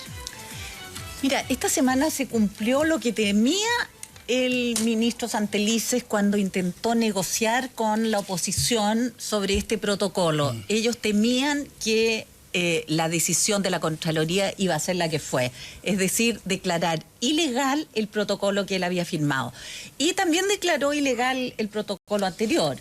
Y el punto clave es lo que acaba de decir la Connie, es decir, cómo mantener un cierto financiamiento a aquellas instituciones que como institución se declaran objetoras de conciencia. Al parecer ya no hay vuelta atrás en el sentido de que muchos estiman que las instituciones no pueden declararse, pero de acuerdo al Tribunal Constitucional sí pueden hacerlo y por lo tanto hay que buscar la fórmula. Entonces, hay por una parte los convenios firmados bajo el decreto Fuerza Ley 36, que es el que tienen algunos centros de salud y que ese prohibiría que se entreguen prestaciones si hay objeción de conciencia. Sin embargo, el Estado tiene otras maneras de entregarle recursos a hospitales y centros médicos a través, por ejemplo, de la compra de camas. Entonces, esa podría ser un camino para hacer este traspaso de recursos y que no se vean tan afectadas instituciones que son importantes para la red pública de salud, es decir, para que toda la ciudadanía tenga la atención que corresponde. Básicamente la católica, ¿no? Claro, siempre se ha sobre dicho todo que los centros llamados los centros claro, áncora de la Católica. Siempre se ha dicho que este protocolo del ministro Santelices tenía nombre y apellido, que era la Universidad Católica. Pero aquí el punto es ver si el ministro logra presentar un reglamento, porque ahora no va a ser un protocolo, tiene que ser un reglamento, según dijo el Contralor. Si se logra un reglamento en que se pueda combinar la objeción institucional de conciencia frente a este tema y la entrega de recursos. Pero la verdad es que se está a la espera con eso. Por otra parte, el ministro seguirá en cartelera con una posible acusación constitucional del Frente Amplio. Pero yo creo que más allá del ministro Santelices, esta fue la peor semana para el gobierno y fueron varios los que se vieron enredados y afectados. Primero, el ministro de Salud, con lo que acabamos de decir. La semana comenzó, quiero recordarle, porque han pasado tantos desastres esta semana para el gobierno que ya se nos olvidó, pero recién a comienzos de semana, el que estaba en la primera línea de fuego era el ministro Hernán Larraín, el ministro de Justicia, por sus reuniones con el fiscal nacional Jorge Abbott. eso sigue ahí pendiente. Algo que fue reconocido aquí por el fiscal Agote hace una semana. Exactamente. Ese es un tema que sigue pendiente, que está ahí y va a resurgir en cualquier momento.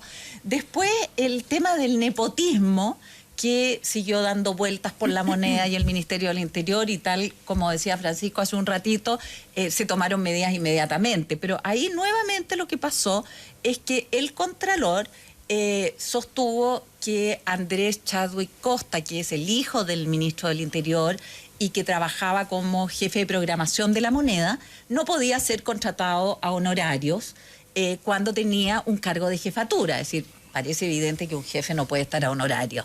Sin embargo, él no podía ser contratado con otro tipo de contrato porque no tiene un título profesional que le permita tener un sueldo de más de 5 millones de pesos, que era lo que se le pagaba como honorario. Pero en todo caso, sea por lo que dijo la Contraloría o por el fantasma del nepotismo, ese tema lo despejaron rápido, pero también ocurrió esta semana. Y después está el tema que hablábamos hace un ratito de Felipe Larraín y su viaje a Harvard, y ahí está pendiente, y va a seguir pendiente, el decreto que tiene que firmar o no el presidente de la República. Es decir, el presidente está esperando ¿qué dice la Contraloría? Si la Contraloría dice que Felipe Larraín, el ministro de Hacienda, pudo viajar y todo está bien, se firma el decreto que autoriza la Comisión de Servicios. Si la Contraloría dice este fue un viaje privado y por lo tanto el Estado no tiene por qué financiar nada, entonces ya viene otra situación y probablemente el presidente devolverá el decreto a quien corresponda sin firma alguna. Lo que está claro es que hay bastante desorden en el gobierno con estas cosas y uno le dan ganas de preguntarse dónde está el piloto. Oye, está bien callado el presidente en todo caso. A propósito de eso, yo creo que el caso del ministro Emilio Santelice es un caso bien de manual de los riesgos que tiene poner gente sin experiencia política en los ministerios. Porque yo creo que él ha sido inducido a mucho error en distintas materias. Sus propios equipos le han entregado información confusa, contradictoria, que ha sido tema de presentación a la Contraloría. Y de hecho, en todo este tema del protocolo, dicen desde la oposición y también desde el propio colegio médico que se entregaron cifras infladas respecto de la cantidad de mujeres que iban a verse afectadas por no obtener las prestaciones de en esos números se incluían todas las prestaciones que puede entregar la Universidad de Chile. La Universidad de Chile, que no va a ser objetora de conciencia. Exactamente, y esa es una de las cosas que se preguntaba Gisela Alarcón. Primero habló el ministro de 1.200.000 cuando hace la presentación a la Contraloría para modificar el protocolo. Después dice 1.900.000 mujeres en la interpelación. Y la propia Universidad de Chile dice a nosotros nos suman y nosotros nunca hemos sido objetoras. Entonces, errores de ese calibre. Tiene problemas con las cifras. Tiene problemas lo tuvo con el VIH-Sida. Con el SIDA. Claro. Es súper interesante esta discusión del aborto porque ha puesto dos o tres cosas que son súper relevantes de discutir y que no tenemos tiempo para hacerlo. Primero es respecto a la objeción de conciencia, que es súper discutible. Desde mi punto de vista no existe la objeción de conciencia institucional. Pero la ley dice lo contrario. Sabemos que en Estados Unidos eso ya se y eso ya es un hecho. Segundo, si existe la objeción de conciencia, ¿qué hacemos con la Universidad Católica, que es objetora de conciencia? Entonces, lo que decía la Bati, ¿dónde establecemos el límite de lo que no puede hacer la Universidad Católica? La atención obstetricia, no sé cómo se dice, la ginecológica. ¿Acotamos ahí? ¿O vamos a ampliar el límite hasta que la Católica no puede tener ninguna conexión con el Estado? Cosa que sería bastante absurdo. Que eso fue la interpretación de algunos de lo que dijo la Contraloría. A mí me parece que el sentido común dice que está acotado solamente al ámbito del que estamos hablando. Pero hay un tercer elemento, y con esto termino, que es decir, bueno, la Católica lo hace tan bien en aquellas cosas que en el fondo seamos pragmáticos. Y eso no me parece que sea razonable como argumento. Es decir, no me cabe duda que la Católica lo hace súper bien en sus consultorios, etcétera. Pero sin embargo, estamos frente a un hecho que es mayor y por lo tanto tendremos que tener un tiempo para adecuarnos a la ley. No podremos cortar de una vez por todas. Pero no puede ser un argumento utilitarista decir, oye, como lo hace tan bien, entonces hagámoslo los locos. Sí, pero no es menor porque si tú sacas a la Católica de todos esos servicios a través de estos centros, que son centros que hay que decirlo, están en el sector sectores en zonas Dos en Puente Alto y uno en La Pintana, pero los centros áncora no se hace, es de nivel Ya, pues, pero primario. Ahí, No, ahí, es una cosa pero de ahí está la tiempo, discusión, entonces, porque bueno, si la interpretación es el amplia, dictamen tienes no- que sacarle claro. los Sí, subsidios. No sí. precisa Pero eso el hay dictamen que de la decir Contraloría. solo Dale. para terminar una cosa, que si no se le presenta un problema al gobierno también, porque eso significa reemplazar esa atención con instituciones, con hospitales que no tienen hoy día, Claro. que lo está haciendo la Católica. Y otra cosa también, y que es importante, creo yo, que la gente tiene la sensación, y además de ser objetor de conciencia, la Católica gana plata con esto. Estos centros son deficitarios. Sí, sin duda. Entonces, no es que tampoco esté lucrando, No, está ¿cierto?, claro. la Universidad Sí, pero que hay Católica un problema por esto. que va más allá. Vamos al otro tema. Sí, no, porque pero lo último. de ahí nos vamos que pasa directo que a lo único que yo Contraloría, quiero ya. decir que no, esto no es un problema de principio ni mucho menos. Los gobiernos, al revés de la oposición, y los otros tienen que ofrecerle soluciones a las personas.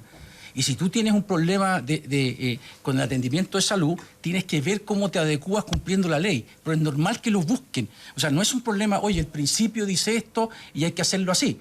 Y Bueno, yo por creo eso que se el problema, piensa en la compra de camas. por yo eso que el señalaba problema antes. desde el principio fue el tema de la Católica, que más allá de los números, de que sean menores o mayores, hay un problema real.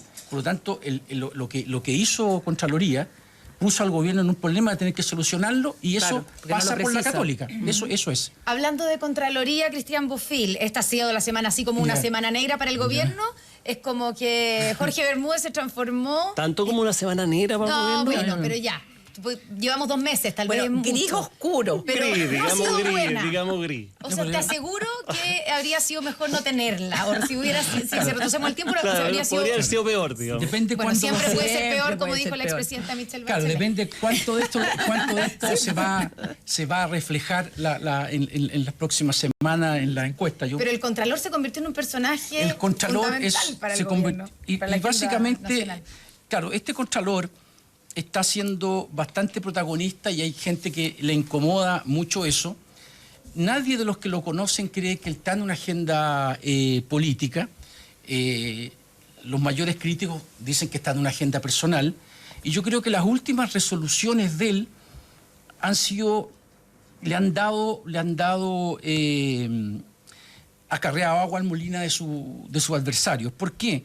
Porque a lo mejor en el afán de mostrarse muy independiente, porque dice, este es una persona que no, las personas en general que lo conocen, no es una persona de grandes redes políticas. Él, cuando fiscalizó Codelco, mostró que era un tipo que sabía hacerlo. Una cosa que se habla poco, la Dirección General de Aeronáutica Civil, ahí él evitó unos excesos que habrían costado caro, yendo contra la Corte Suprema, que ahí terminó ganando en el Senado, y hay que decirlo, con algunos jueces que tenían parientes en esa institución. Por lo tanto, pero el problema está en que a lo mejor en el afán de mostrarse independiente comete ciertos errores como el siguiente. No se puede sostener que va a durar 6 meses el periodo de resolución del caso de Polo Piñera. Eso solo tiene una lectura, que le están dando tiempo al presidente para resolver el problema. No se puede en el mismo día decir que en la mañana que no hay ningún problema en contratar al hijo de Andrés Chadwick, problema legal estoy diciendo, porque básicamente el padre no lo tiene en su subordinado directo, y en la tarde sacar el protocolo. Entonces la impresión que da... Eso hizo Jorge Bermúdez.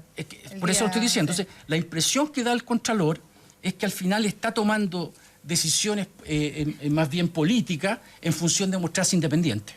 Pati, ¿tú querías decir algo? No, yo justamente me iba a referir a esto que acaba de decir Cristian sobre las distintas cosas. Hace un ratito hablaba del fantasma del nepotismo, y ahí el Contralor no solo dijo primero que lo iba a tratar, si podía demorarse 6 meses el dictamen sobre el embajador Piñera, el eventual embajador, y después no se pronunció. Decidió, claro, porque el decidió presidente no se pronunciarse. pronunció el Ahora, viernes, diciendo que no tenía que pronunciarse. No me voy a Porque ya no es tema, pronunciar porque ya no es tema. Exactamente. Es decir, Pero- creo que Bermúdez es claramente uno de los hombres más poderosos del país hoy día. Sí, y se siente, yo percibo, se siente muy cómodo en este rol. Yo creo que ese rol es un poco peligroso. Que la Contraloría haya hecho una pieza gráfica para mostrar su dictamen a mí me pone nervioso. Ya, pero decir, no es su obligación acercarse a la ciudadanía. No es su obligación, porque... explicar los temas, porque hay que recordar que lo que hicieron fue hacer una especie de infografía, pero muy cercana, muy amable, pero incluso como festejando. A mí me parece... Contralorito. Contralorito. Sí, a mí me parece, y aquí podemos discutir y podemos tener opiniones distintas, a mí me parece que la Contraloría tiene un ámbito de acción súper claro, muy técnico, para decir si esto corresponde o no corresponde. Si el día de mañana el Banco Central va a sacar una especie de meme, como hizo la Contraloría, para justificar el alza de tasa o la baja de tasa, yo me voy a poner nervioso también, porque son decisiones que son apegadas o a la técnica o a la discusión, lo que sea. Ya, pero eso pero solo no, para es uno una, del no le iluminado, corresponde. Pero está bien que la ciudadanía pueda entender eso a Claro. través de, una estas gráficas simpáticas, claras. Está bien, pero a mí me parece que acá había algo más que eso y que va en condición con lo que estábamos conversando recién respecto a una especie de afán de protagonismo que tiene el Contralor. Si a mí me parece que toda esta cosa comunicacional va a estar un poco a ese servicio, me pone, les digo de verdad, me pone un poco nervioso. Yo creo que aquí es muy relevante que la Contraloría diga si corresponde, si no corresponde, si viene, si está bien, si está mal.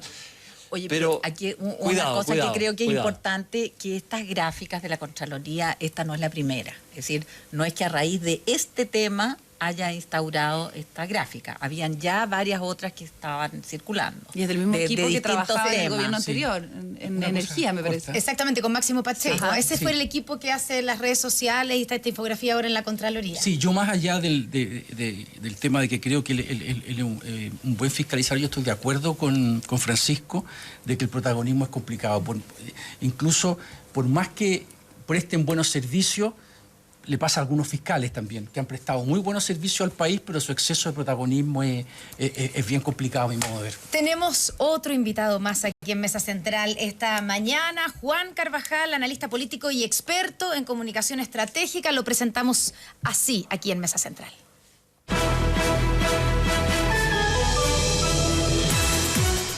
Juan Werner Carvajal Trigo, 65 años, casado, 5 hijos, 6 nietos, colocolino de corazón y de toda la vida, periodista, militante del Partido Socialista, melómano, exdirector de la Secretaría de Comunicaciones del primer gobierno de Michelle Bachelet.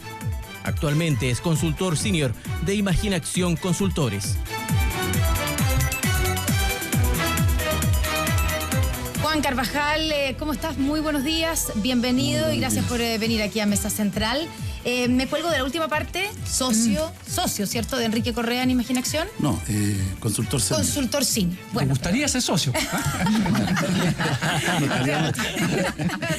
Bueno, ya vamos a ver vamos a hablar de ese tema porque nos va a llevar. Pero primero yo quiero partir desde asumiendo el rol que tuviste tú en el gobierno de Michelle Bachelet, el primer gobierno, como ahí asesor comunicacional jefe de la estrategia de comunicaciones de la expresidenta Michelle Bachelet. ¿Cuál es tu evaluación de estos primeros 2 meses de gobierno y de esta semana que nosotros dijimos, bueno, no fue una semana muy afortunada para el gobierno? Si me permite, lo primero que quería desearle hacer un saludo extensivo a todas las madres de Chile que hoy día son celebradas y por supuesto a las mamás aquí presentes. Gracias, muchas gracias. Bueno, mira, lo que yo veo de lo que está pasando, para mí los gobiernos son como un campo minado. Están llenos de probables, posibles y potenciales conflictos en cada una de las áreas. Yo trabajé también en el Ministerio de Educación y el Ministerio de Educación era casi un gobierno en sí. Por lo tanto, cuando se llega a un gobierno, si uno no tiene las capacidades de previsión, de diseño, de entender la coordinación entre los temas políticos, de gestión, de comunicación, de saber que las cosas no se pueden tratar unilateralmente, va a tener problemas. Y lo que creo que está pasando, 60 días cumplidos, es la extensión de todos esos problemas. Un paralelo, creo que el primer gobierno de Piñera tuvo la dificultad de no tener un diseño comunicacional, político-comunicacional. Y este segundo gobierno tiene un diseño político-comunicacional, yo lo veo. Creo que se hizo con mucha anticipación además, pero no tiene la otra parte, es que no basta con la teoría, sino que hay que implementarlo, hay que tener el conocimiento político, saber juntar los problemas unos con otros, tener las alertas tempranas. Y el tema que ocurrió en salud es típicamente eso. un decreto que se hizo sin haber tenido en cuenta las implicancias que podía tener desde el punto de vista del gobierno general y la falta de asistencia política y comunicacional para que no ocurriese eso. Doy un ejemplo, podría haberse tomado muy en cuenta el tema comunicacional, pero es que esto no era solo comunicacional, también era político. Y si nos damos cuenta, tampoco era solo político y comunicacional, sino que también tenía aspectos jurídicos. Y por lo tanto, la capacidad de los gobiernos de tener correlación en estos tres ámbitos es fundamental. Juan, en el diseño político comunicacional del gobierno, el tema de los acuerdos y esta como nueva democracia de los acuerdos, después de la que todos recordamos, tuvo un lugar central. Y esos acuerdos se bajaron a establecer comisiones y trabajo conjunto en 5 temas importantes, de los cuales ya se han convocado 2 comisiones, que evidentemente tienen un riesgo también. En ese sentido, ¿qué le parece esa jugada del gobierno y cómo ve usted que han ido comportándose estas comisiones, esta apuesta? Los actores. Bueno, yo quiero ser justo en eso porque uno no puede ser un francotirador. Yo creo que la iniciativa es buena. Por lo demás, no es el primer gobierno que busca estas instancias de discusión colectiva y todos los gobiernos que lo han hecho han tenido la esperanza de que haya participantes que enriquezcan las propuestas. El problema está en que aquí entramos de nuevo a un problema de evaluación y de diagnóstico. Hay una oposición que quedó no solo derrotada, sino descohesionada, desperdigada, y que lo esperable era que el gobierno que llegara tuviera muchos francotiradores, mucha guerra de guerrilla, muchas situaciones que surgen imprevistamente y son un poco, surgen al calor de las situaciones. Por lo tanto, yo creo que siendo buena iniciativa, y a mi juicio, yo por lo menos pienso que sería razonable participar en esas comisiones y hacer saber todas las críticas que se tengan, todas las visiones que se puedan tener críticas. Sin embargo, creo que están teniendo los resultados que conocemos precisamente por eso. Ahora, particularmente la de salud está combinada con lo que pasó con la última resolución de la Contraloría. Cristian. Juan, respecto de la oposición, quería hacer 2 preguntas. Uno, primero, conoces bien a la expresidenta Michelle Bachelet, fuiste uno de sus principales colaboradores. ¿Y a qué atribuyes tú que la expresidenta, al contrario de lo que hizo antes, esté buscando ser protagonista de la agenda? Y si tú crees que eso no puede más bien perjudicar que ayudar a la oposición. Bueno, es bien complejo, la conozco bien, pero no sé exactamente cuál es el estado de reflexión que tiene hoy día. Pero en general, lo recomendable para los expresidentes es guardar más bien un silencio y un retiro del acontecer político, porque eso permite que el desarrollo de las fuerzas políticas puedan encontrar su propio espacio. Yo creo que lo posible de entender es que ella está muy preocupada de que su obra, digamos, y lo que hizo en el gobierno tenga un lugar en la memoria histórica, que es por lo demás una preocupación que tienen todos los presidentes. Sin embargo, creo que estamos viviendo un periodo en que las cosas ocurren con una velocidad tan grande, con sobreinformación, que las memorias históricas tienden cada vez a empequeñecerse más, aunque parezca contradictorio lo que digo. ¿Pero hay alguna posibilidad de que ella, perdón, que es la parte de la pregunta que no me respondió, de que ella se esté usando ese protagonismo para buscar un tercer mandato o liderar la oposición al menos? No creo que esté en eso. No. Y no que en ese Después de punto... 2 meses de terminado el gobierno, ¿cuál es su evaluación de lo que fue el segundo gobierno de Michelle Bachelet? Mi evaluación es que, y lo he dicho muchas veces, creo que hubo una sobreideologización en el diagnóstico, lo que condujo a tratar de incorporar, digamos, una cantidad de cambios excesiva para 4 años. Un gobierno de 4 años, un gobierno muy corto. Tiene un año de afiatamiento y un último año de despedida prácticamente, y son 2 años de ejecución, y creo que en esos 2 años hacer el conjunto de cosas con la radicalidad que se habían propuesto era imposible. A propósito de lo que preguntaba... Perdón, y además quería aclarar algo. Creo que en la tarea de los gobiernos, con la gran mayoría que sacó Michelle Bachelet, siempre tiene que ser aunar más esfuerzos, más fuerzas, saber convencer y seducir, porque los cambios radicales siempre requieren de proyección en el tiempo. Si no, no se sostienen. Creo que eso fue también un déficit. ¿No se van a sostener los cambios entonces? De hecho, algunos ya se han caído por sí mismos. Yo creo que están en discusión. O sea, de hecho, la reforma educacional tiene situaciones que tienen que desarrollarse en el conjunto de este gobierno próximamente y en los años próximos. Por lo tanto, haber terminado así creo que era un problema. Francisco. No, es que a propósito de lo que estábamos hablando de la expresidenta, creo que en esta situación de una oposición bastante en problema, lo probable es que en las próximas encuestas, cuando le pregunten a la gente que es de la ex nueva mayoría y le digan, ¿y usted por quién quiere que sea el próximo presidente? ¿Qué va a decir esa persona? ¿Va a decir Lagos Weber? ¿Va a decir Girardi? ¿Va a decir Tarud? No, va a decir Michelle Bachelet.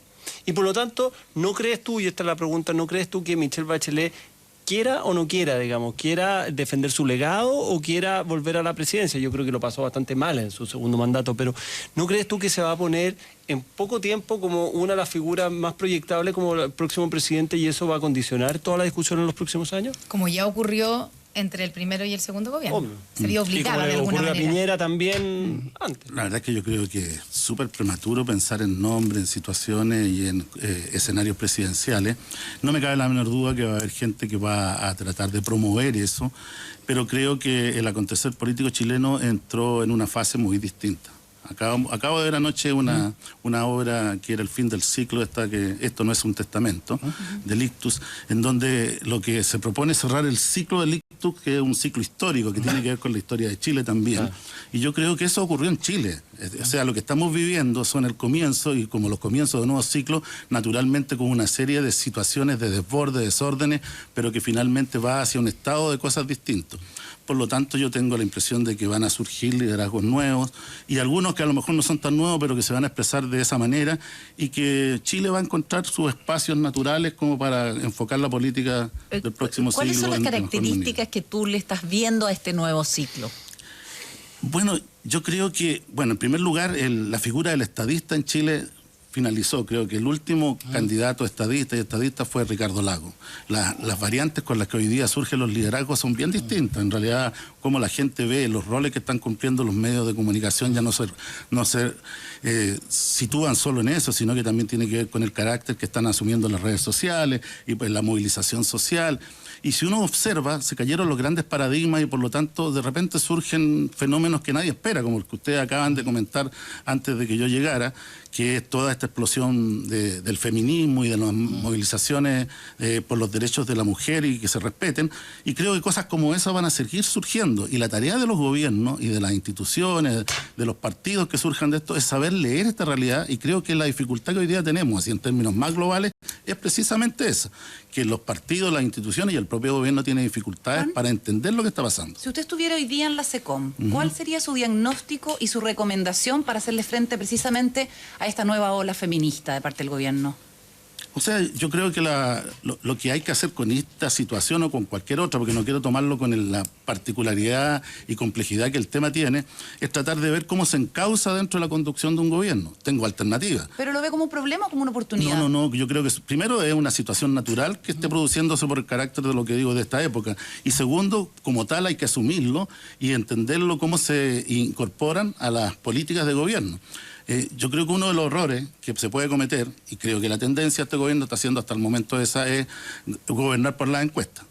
Porque el proyecto de ley de identidad de género surgió a propósito del Oscar de la Mujer Fantástica y tenemos otros casos parecidos, digamos. Entonces, gobernar, además, tratar de legislar en caliente, es decir, según como sienten las situaciones, creo que es un error también. Por lo tanto, lo dificultoso aquí es cómo uno lee la realidad y cómo adapta las situaciones que son difíciles siempre a estos fenómenos que van a ir surgiendo cada día. ¿Y concretamente?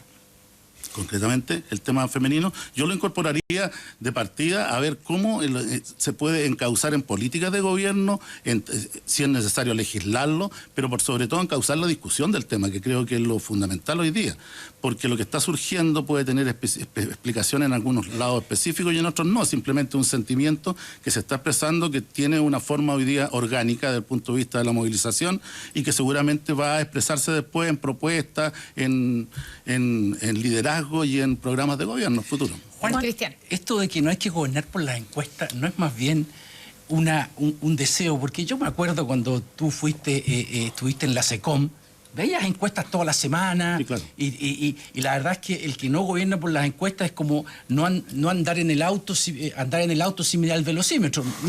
Uno tiene que ¿tú alguna vez viste alguna medida del gobierno o algo que no fuera mirando encuestas? A ver, lo que pasa es que para no tomarlo en blanco y negro. Cuando me refería a eso es que ese sea solo el motivo por el cual yo tomo iniciativas. Porque por supuesto que las encuestas son tan importantes como que le permiten, son como un termómetro, permiten medir la temperatura, el estado de las cosas. Pero uno no puede ya. Por ejemplo, si uno hiciera una encuesta hoy día, si está a favor o en contra de la pena de muerte, no me cabe la menor duda que la mayoría estaría de acuerdo en reponer la pena de muerte. Y a mí me parece que sería una aberración de que un gobierno, por esa razón, restableciera la pena de muerte. Por dar un solo ejemplo. Sí, eso es una introducción nomás, pero lo que te quería preguntar más bien era el tema. Hay una forma de cómo se conduce comunicacionalmente y políticamente un gobierno y también cómo se conduce la oposición. Me da la impresión de que la oposición hoy día está en su momento más difícil en muchos años. Así es. Y da la impresión de que es más importante para la oposición si la ex nueva mayoría pasa a la segunda vuelta o si el Frente Amplio, lo que le da una oportunidad bastante grande al gobierno para sacar su agenda. ¿Tú estás de acuerdo con eso? Por supuesto, este gobierno, por la gran votación que sacó, tiene todas las posibilidades de poder aspirar a la reelección de una persona, de un liderazgo de esta naturaleza. Pero aquí el problema está presentándose precisamente en que eso solo es posible si logra posicionarse de manera adecuada en la ciudadanía, y todo lo que ustedes han estado conversando y lo que está pasando en estos días y en estos 60 días, hasta el momento está apuntando a lo contrario. Si me preguntan a mí, yo creo que la dificultad a la que hacía mención al principio, hay diseño, pero falta la capacidad para implementarlo, y no me refiero al trabajo de hacerlo, me refiero a la capacidad de unir estos factores que claramente están dispersos. Entonces, ¿cuál es ese diseño del que tú hablas? A ver, no, yo creo que el gobierno llegó... Primero tuvo una diferencia, el gobierno anterior llegó sin experiencia de gobernar la coalición. Es decir, era una coalición que después de dictadura no había tenido la capacidad ni la posibilidad de saber cómo se gobernaba. Y por lo tanto los problemas que tuvo son muy aplicables a eso. Ahora sí había capacidad y sí hubo tiempo para desarrollar cosas. Por ejemplo, los 5 temas que se iban a poner como acento en el gobierno estaban definidos con prioridad. El saber golpear en aquellas áreas que estaban siendo deficitarias, como carabineros, qué sé yo, poner acento en la infancia, estaban predeterminadas. Son parte de un diseño. La idea de construir una estructura de comunicaciones que se relacionara de manera más clara con la moneda, con los ministros, y que pudiera convocar a ministros sectoriales una vez a la semana, era parte de un diseño. Pero, ¿dónde empiezan a producirse los problemas? Que yo creo que son típicos de los egoísmos, las luchas de poder y todo eso. Yo hoy día veía en Mercurio los resultados de un estudio cualitativo que apuntaba a ver cuál era el cuadro que tenía que enfrentar el gobierno para, por ejemplo, el mensaje ahora de junio, un focus group, sí, y además cómo estaban los perfiles, los liderazgos del presidente, de la primera dama. Y yo me preguntaba, y más que preguntarme, yo soy un convencido, esos son los típicos elementos que uno usa, pero de manera secreta, para poder establecer estrategias. Porque si yo soy de la oposición y leo el conjunto de esos elementos, ya sé por dónde yo debería tratar de golpear o dónde poner acento. Entonces, claramente, si alguien filtra eso, claramente no le está haciendo un favor al gobierno, y es una evidencia de que hay temas internos que nos están controlando. Ahora, pese a todo eso, a todas esas facilidades que dices que le han entregado a la oposición no logra rearmarse. No sabemos si la oposición es la ex nueva mayoría o el Frente Amplio, que a veces lo está haciendo bastante mejor que lo que es la ex nueva mayoría. ¿Qué pasa ahí? ¿Por qué no logran rearmarse como oposición? Porque la verdad es que por mal o bien que lo esté haciendo este gobierno, está caminando solo. Mira, yo soy de los que creo, a propósito de lo que hablaba del fin de un ciclo de la política chilena, de que quien fuera el derrotado en las elecciones presidenciales pasadas iba a entrar en una crisis profunda. ¿Por qué? Porque los partidos, todos, las instituciones políticas chilenas, vienen arrastrando una situación que es compleja en una sociedad cuando está llena de la irrupción de temas distintos y no hay capacidad de poder abordarlo en las propuestas que se hacen y en la forma de militar y las dinámicas políticas que se establecen en los partidos. Y bueno, y como ocurrió el resultado que ya sabemos, ese efecto se dio especialmente en los partidos de la ex nueva mayoría. De hecho, el nombre ya no tiene mucho sentido. Duró poco en todo caso. Entonces, lo que te quiero decir con eso es que creo que va a ser un proceso largo. Pero eso no es mejor para el gobierno. Yo creo que algunos pensaban en el gobierno que esto era bueno tener una posición 10 más. Con la mayoría que tiene en el Parlamento y con el hecho de que sean muchas posturas o improvisaciones distintas, lo único que se puede esperar si el gobierno sigue cometiendo errores, que va a tener una andanada de situaciones que lo van a complicar mucho. Y en ese sentido el gobierno le está sirviendo el camino a la oposición. O sea, por supuesto está poniendo temas que nadie pensaba. El que sobrevivió mejor de la derrota, también parlamentario, fue el Partido Socialista. Y el que está teniendo mejores resultados en estos momentos como forma de hacer oposición, encontró el camino en la Contraloría, es el Partido Socialista. Pero ojo, que las fuerzas pueden empezar a reorganizarse mejor en este contexto de desorden que tiene el gobierno actual. ¿Estarías contento con un 58% como tiene el presidente Piñera ahora o no? Con 60 días, por supuesto. 58. No, es que justo, bueno, tengo varias preguntas, pero voy a hacer una a propósito de Piñera. Uno de los cambios, yo no sé si comunicacionales o atribuírselo a qué, es que Piñera es distinto al Piñera de antes. Por lo menos guardó la parca roja, guardó los chistes y se puso más estadista. Está bien. Entonces la pregunta es...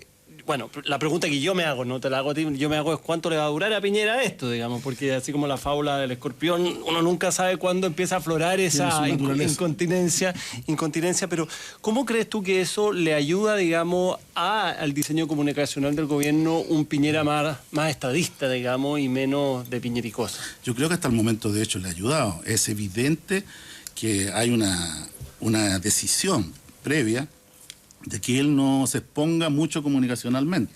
Yo veo harto televisión y por lo tanto me doy cuenta que tiene 2 o 3 actividades diarias con el objetivo de llegar a los noticieros centrales, de provocar un impacto noticioso, pero bien planificado para no cometer errores. En general no está improvisando más allá de lo que es el esquema de preparación que se tiene. Y por lo tanto ha salido un poquito mejor parado dentro de una situación bien compleja que ha enfrentado el gobierno en todos estos días. Ahora, efectivamente, no se sabe hasta cuándo puede llegar a eso y hasta cuándo lo pueden resguardar. Estuvo a punto de cometer el error de firmar un decreto a propósito del ministro Larraín, que podría haberlo complicado. Por lo tanto, eso, y yo decía al principio, los gobiernos son como un campo minado, está lleno de minados. ¿Y ese caso cómo tiene que resolverlo el presidente, perdón? Yo creo que, mira... ¿Respaldarlo o protegerse? Yo diría un tema más general, los temas hay que resolverlos, porque cuando no se resuelven de alguna manera... se proyectan en el tiempo. El problema que hay en salud es precisamente ese, que no se ha encontrado una forma de cerrar el tema. No me pronuncio a cómo cerrarlos, pero sí uno tiene que ser capaz de resolver los problemas, porque si no, adquieren dinámicas que se salen dentro de lo posible que pueda tener el manejo de un gobierno. ¿Y cómo se puede resolver el problema del ministro Larraín? Bueno, ya encontró una solución, va a devolver el dinero y el costo de imagen ya está, y más nada, no puede hacer más nada. Pero se pueden querellar contra el ministro. Sí, pero yo creo que a esta altura hay 2 tipos de actores en la oposición, los que están dispuestos a hacer acusaciones constitucionales, querellarse y todo eso, y los otros que están viendo cuándo sí, cuándo no, cuándo es posible, están garantizando que sean victoriosas las acciones. Sí, pero en todo caso el tema no está cerrado con que devolvió el dinero. Él entregó el dinero a la Subsecretaría de Hacienda, que es quien maneja las platas del ministerio, pero eso está a la espera de lo que diga la Contraloría. Si la Contraloría dice que el viaje fue oficial, se le va a devolver su dinero. Y el presidente todavía no hace el acto administrativo. Como dices tú, el tema sigue abierto. Sí, pero creo que comunicacionalmente ya no va a tener mayores repercusiones que las que tuvo. Ya encontró un escape, sea por un lado o por otro. Yo quisiera llevarte a otro tema. El país en los últimos años estuvo muy remecido por el escándalo entre dinero y política. Desde tu rol como asesor senior, era el nombre, sí, no socio, consultor senior. Como consultor senior, tú has tenido la oportunidad de asesorar en estos temas a los controladores de Penta. El caso está como terminando. Yo quiero preguntarte cómo has visto ese proceso y... Tú eres un militante socialista desde los 16 años, con una visión muy crítica del empresariado. ¿Después de esta asesoría ha cambiado esa visión crítica hacia los empresarios? La verdad es que la visión mía cambió con la caída del socialismo real, la glasnost y todo lo que significó la autocrítica profunda de un proceso que se había un poco deformado. Ahora, poniéndome en el caso de lo que tú me preguntas, a mí me parece que aquí el tema es mayor, el tema es el financiamiento de la política. Y para ser claro, es un tema que no está resuelto hasta el día de hoy, porque el financiamiento de la política o se entiende como una irregularidad, que como tal había que tratarla y tenía que ser, por lo tanto, evacuada desde impuesto interno, cobrando las multas necesarias por no responder a las reglas de la manera adecuada, o era un delito. Ese es el gran tema que hay, por el que también está involucrado Penta y también actores políticos. Ahora, Penta lo que es el único caso en donde, bueno, Orpis es otra situación, pero es el único caso donde los controladores estuvieron presos, donde tuvieron arresto domiciliario, han tenido todo el ciclo que tiene que sufrirse en algún nivel de investigación. 4 años lleva la investigación en general, y a mí me parece que lo que se está llegando ahora es el resultado que era esperable desde el comienzo, incluso con los tiempos y plazos de castigo que se le están imponiendo. Nunca se pensó algo distinto ni para este ni para los otros casos. Lo que creo que se generó una dinámica comunicacional que no tiene responsabilidad en los medios, orientada a tratar de generar la expectativa de que los finales de estos procesos iban a ser muy distintos. ¿De quiénes son las responsabilidades de esa expectativa? Filtraciones que yo no estoy en condiciones de decir de dónde venían exactamente, pero sí filtraciones sobre las investigaciones, cosa que era ilegal y que hasta el día de hoy no se ha podido detectar con claridad de dónde provenían. Hay mucha gente que le atribuye al gobierno de Bachelet y específicamente al exministro Peñilillo, de quien es muy cercano, tengo entendido, el hecho de que no se hubiera manejado bien este tema del financiamiento político. Y cuando digo manejar bien es que saliéramos de esa crisis con una nueva legislación más adecuada y con una forma más expedita de terminar los casos, y sin hablar de impunidad, digamos.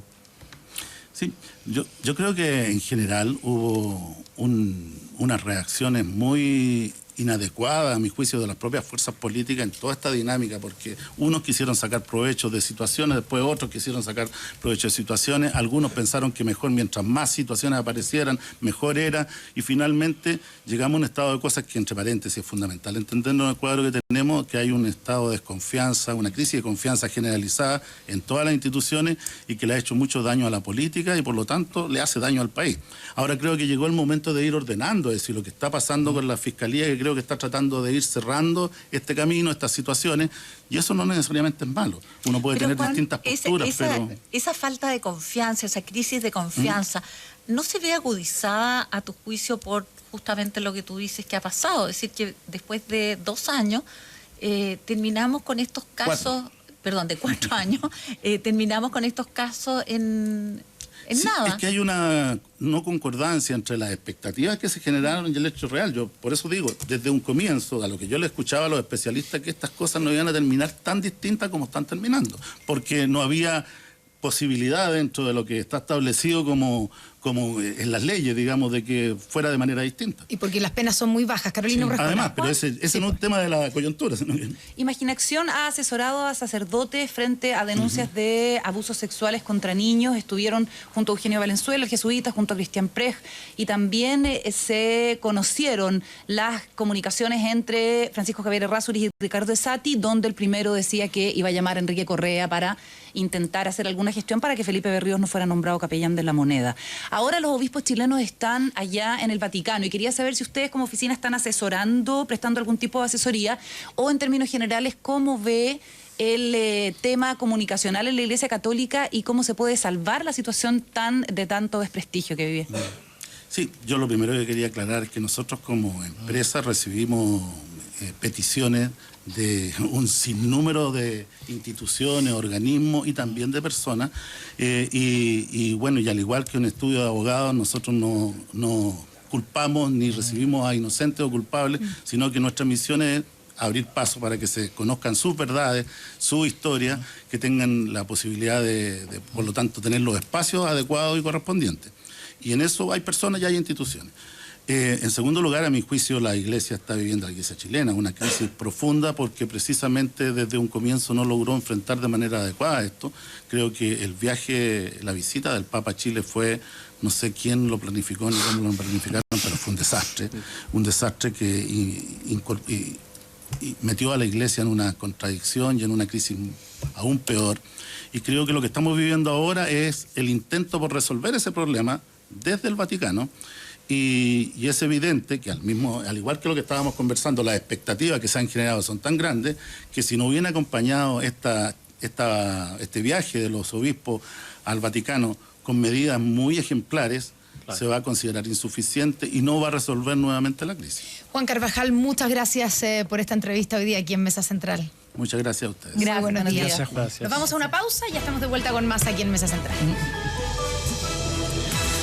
Principal, comprometidos con tus inversiones. Presenta Mesa Central.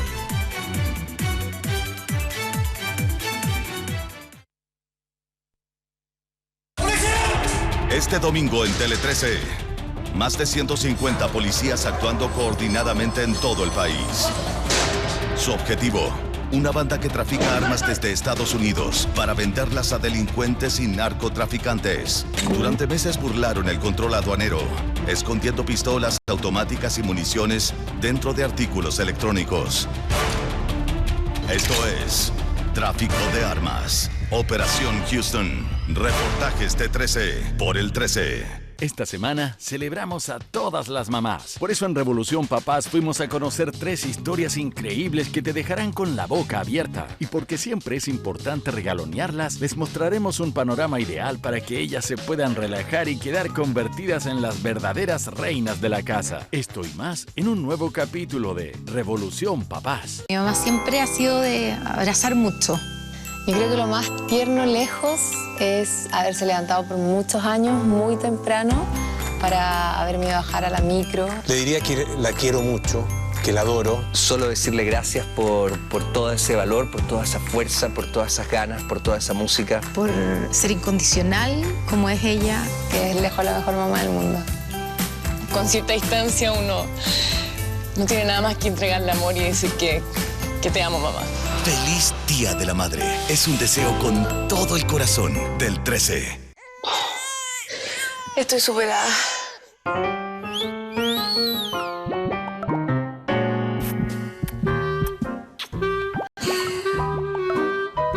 Ustedes sí que me entienden. Este 2018, deja que el 13 te cambie la vida. Atención chilenos, no se pueden perder esta semana la aventura de hacer negocios en China de Pamela Lau o Kay Lau, quien vino no solamente a eso, sino que a encontrar sus raíces. ¡Chile! ¡Viva Chile!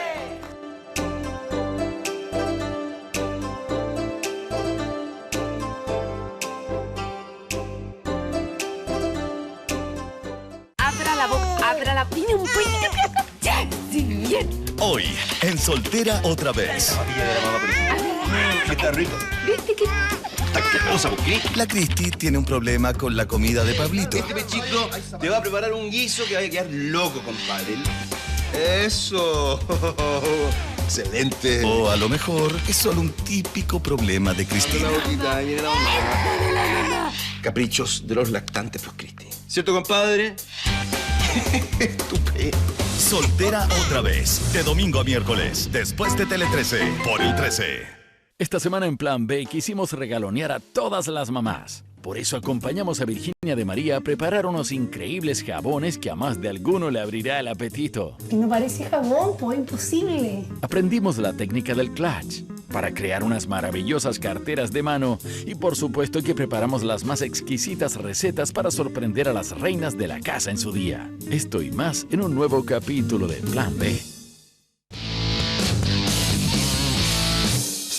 Yo, bueno, ahí me van a odiar mi amigo Rostro, pero creo que, perdón, los sueldos de Rostro y algunos están sobrevalorados. A mí lo que me cargaba era... ¿Qué le cargaba a los conductores? Trabajar con Eduardo Fuentes, nada. Trabajar en farándula. Pero más que te cargas. Claro. No, pero me cargaba, pero había que parar la olla, pues. Entonces... Sí, y lo dijiste que había que parar. Yo, bueno, ahí me van a odiar mi amigo Rostro, pero creo que, perdón, los sueldos de Rostro y algunos están sobrevalorados. A mí lo que me cargaba era... ¿Qué le cargaba a los conductores? Trabajar con Eduardo Fuentes, nada. Trabajar en farándula. Pero más que te cargas. Claro. No, pero me cargaba, pero había que parar la olla, pues. Entonces... Sí, y lo dijiste que había que parar.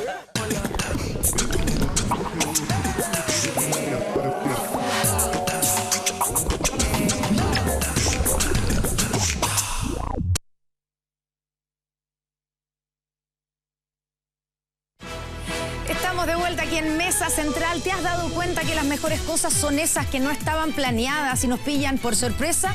Por ejemplo, emprender o que la familia crezca inesperadamente. Son esos momentos los que hacen que la vida sea vida. Es eso que no siempre va de acuerdo al plan, se llama vida. Por eso en Principal te ayudamos con soluciones para que disfrutes la tuya. Principal, comprometidos con tus inversiones. Saludando a nuestros auspiciadores, vamos a esta última parte del programa que muchos dicen que es pero la preferida y que siempre les damos poco tiempo porque nos queda poco tiempo. Es muy entretenido. Recomendaciones, Pati Politzer. Yo parto, sí. Estupendo. Aquí estoy en mis manos este catálogo maravilloso, Latinoamericanos. Ahí está. Es una exposición de arte latinoamericano en el Centro Cultural de la Moneda, que a través de distintos ejes temáticos recorre más de un siglo de creación de los... Ahí están viendo en pantalla. Más de un siglo de creación de distintos artistas como Siqueiros, Nemesio Antunes, Botero, Alfredo Yar. Una gran exposición. Hay una frase en la exposición que me encantó que dice, comillas, si no sabes lo que es el sur, es simplemente porque eres del norte. Está bueno. Está abierta todos los días de 9 a 7:30 de la tarde. Hay una foto de Pinochet, ¿no? Te aseguraste, no. para que no te después te saquen en cara la recomendación. Oye, quiero 2 datos. El primero, que es gratis todos los días hasta las 12 del día. Hasta mediodía se puede entrar gratis. Pero a partir de esta exposición, quiero señalar que esta exposición es la última bajo la dirección de Alejandra Serrano, la ahora exdirectora del Centro Cultural La Moneda. Esta semana la ministra de las Culturas, Alejandra Pérez, le pidió la renuncia y fue reemplazada por la curadora Beatriz Bustos. Felicitaciones a Alejandra Serrano por todo lo que hizo. Durante 11 años, grandes exposiciones de Picasso, Andy Warhol, el Egipto antiguo, Ejército de Terracota. Y a Beatriz Bustos, mucha suerte porque la vara está alta. Cristian Bofill, tu recomendación. Sí, yo quiero hacer una recomendación muy corta, que es una entrevista al escritor intelectual israelense Amos Oz, que está en la página web del diario español El País. Él es un intelectual muy respetado, no muy popular en su país, porque él es favorable a una solución con 2 estados entre Palestina e Israel. Y él habla de que él cree que en el siglo XXI hay más fanatismo que en el siglo XX. Tiene un título bastante interesante que dicen que nunca un fanático tiene sentido del humor y hace recomendaciones contra todos los fanatismos. Incluye también el feminismo, digamos, más radical. Carola. Mi recomendación es una película que está en las carteleras del cine, está en todos los cines prácticamente de nuestro país, está en las salas, en los malls, que se llama Yo Soy Simón y que se ha convertido en un fenómeno. Sí. Es a partir de un libro que también ha sido superventas, está entre lo más vendido en nuestro país, del mismo nombre, de la novelista Becky Albertalli, y que cuenta la historia de un adolescente en una secundaria estadounidense, como estamos viendo en las imágenes, que es un género en sí mismo en el cine americano, pero que en este caso narra una historia de amor de este protagonista que es un chico gay y que hace todo su proceso de salir del closet y ha generado muchísimo apoyo porque es una película súper dulce que no responde a los códigos tradicionales de las películas del género, que son mucho más dramáticas y que implican todo el trastorno que genera para una persona asumir su orientación sexual. Es una película que está llevando mucho público adolescente y parece que lo que pasa en la sala es muy lindo. Lo contaba Alberto Fuguete el viernes en la radio, porque la gente se emociona y apoya a Simon cuando tiene que contarle a su papá, cuando tiene que ir a decirle al chiquillo que le gusta, en fin. Es un verdadero fenómeno adolescente. Esta película se llama Yo Soy Simón.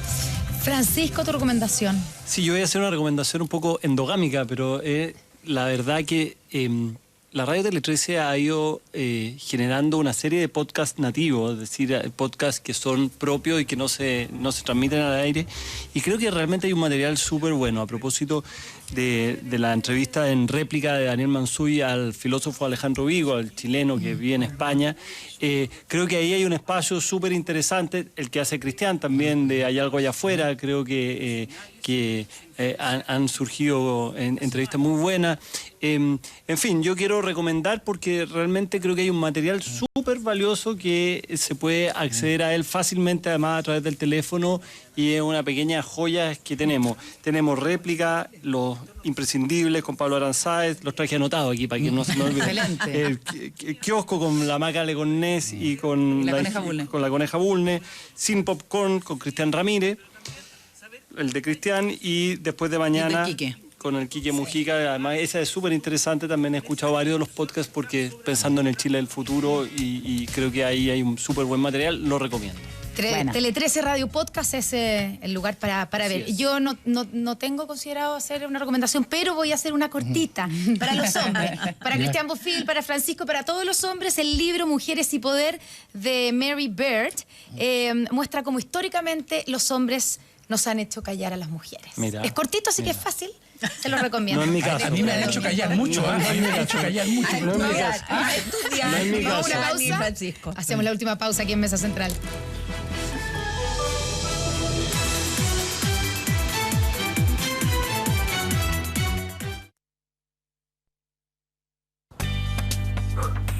Esta semana, en Manos a la Obra, no te lo pierdas, tendremos entrenamientos de alta intensidad con mi amiga Chío.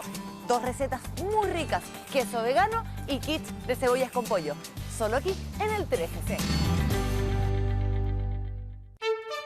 Encontrar el amor real es muy difícil, pero en el 13 lo logramos. Y el próximo viernes te vas a emocionar con Harry y Meghan, Un amor moderno, un gran documental de la BBC. Y a continuación, invitación a una boda real, con todo lo que tienes que saber acerca de los aristocráticos enlaces que enamoran al mundo. Y el sábado 19 de mayo, desde las 6 de la mañana, transmisión de la boda real. En un especial de prensa con la conducción de Constanza Santamaría y una cobertura total en terreno a cargo de Mónica Pérez. Porque el amor puede ser real. Vívelo en el 13. En esta nueva temporada de Síntomas Chilensis, nuestra misión continuará siendo la búsqueda del diagnóstico de la salud de los chilenos. En dolencias como la gastritis, la hipertensión, la osteoporosis y muchas otras más, concentraremos nuestros esfuerzos para mejorar tu calidad de vida. Los métodos de prevención, de los cambios de estilo de vida, de la nutrición saludable, son los contenidos que cada semana llevaremos a tu pantalla. Síntomas Chilensis, un cambio con sentido. Vuelve la segunda temporada de ¿Qué dice el público? Y nos gustaría saber qué quisieras ver de Sábado Gigante, pero principalmente queremos saber de ti. Si concursaste, si ganaste, si perdiste, si te reencontraste con un amor, si tienes una buena historia o si te acuerdas de una buena historia. Inscríbete en el 13.cl y cuéntanos tu historia o la historia de otros. Sé parte en 13.cl. ¿Qué dice el público? Por el 13.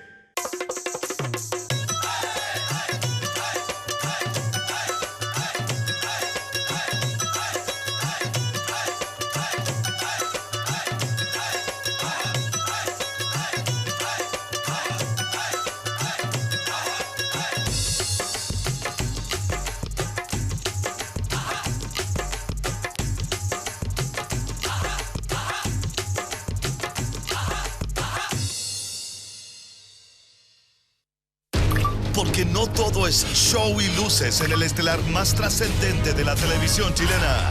Si yo me muero hoy, en mi tumba no va a decir Daniela Vega, porque yo no tengo ese derecho.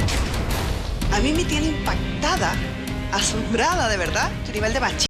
No estoy de acuerdo, tengo una visión distinta. Los temas que importan se hablan en Vértigo. Estoy totalmente de acuerdo con la adopción homoparental. Bienvenida a la inmigración. Los queremos a todos, pero ordenados y regulados. Estoy en contra de la pena de muerte. Yo estoy completamente de acuerdo en restituir la pena de muerte. Vértigo, este jueves, después de Tele 13, por el 13.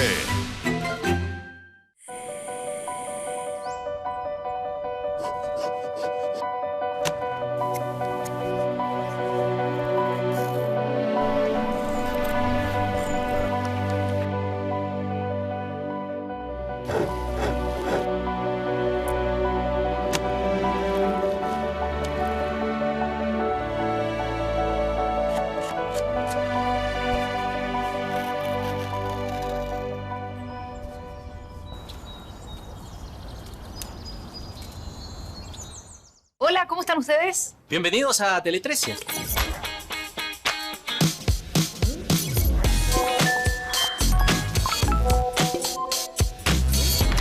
Este 2018... Elige siempre estar bien informado con el 13.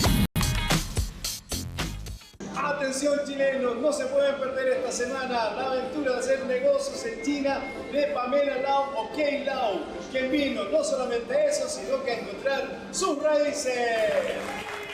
¡Chile! ¡Viva Chile!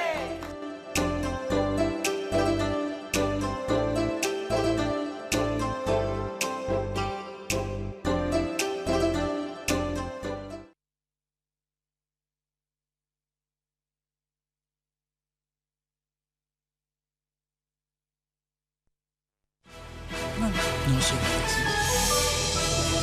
De vuelta con la parte final de nuestro programa Mesa Central de hoy. Para los que quedaron con la recomendación de Francisco sobre los podcasts nativos de nuestra radio, es tele13.cl, www.tele13.cl, es la Tele13 Radio. Estoy haciendo lo pésimo hoy día. Empatizo con la expresidenta. Oye, Bachelet. bajen en la aplicación, si es mucho más fácil. Ya, bueno, la aplicación también, pero es tele13radio.cl. Así es que para ahí encuentran todos los podcasts nativos. Carola tuvo una... Quiero agregar una pequeña recomendación que además es contingente, que tiene que ver con el cierre de la revista Paula, que todos aquí estábamos lamentando en off, y que es que Memoria Chilena, el sitio web que rescata el patrimonio de nuestro país y que pertenece a la Biblioteca Nacional, tiene un minisitio sobre la revista Paula y el feminismo del año 67 al 77, súper interesante, con archivos, con las columnas de Isabel Allende. ¿Cómo se llama? Civilice a su hombre. Civilice a su troglodita. A su troglodita. Y nada, cosas muy, muy divertidas y que, bueno, que miradas a la luz de los tiempos. Un abrazo a todas las colegas de Revista Paula y un abrazo especial a Delia Vergara, que fue la creadora de la Revista Paula el año 67. Yo quiero lamentar también el cierre de la revista que pasa. Sí, que pasó volado al lado de la revista Paula, pero fueron 2 medidas que fueron anunciadas esta semana. Y con esto nos vamos. Gracias a Carolina Orrejola, Cristian Bofill, Patti Politzer. Gracias a Francisco Covarrubias, que nos acompañó en esta edición de domingo. Que tengan un gran domingo, sobre todo las madres que celebren con sus hijos y que las regaloneen harto. Buenos días.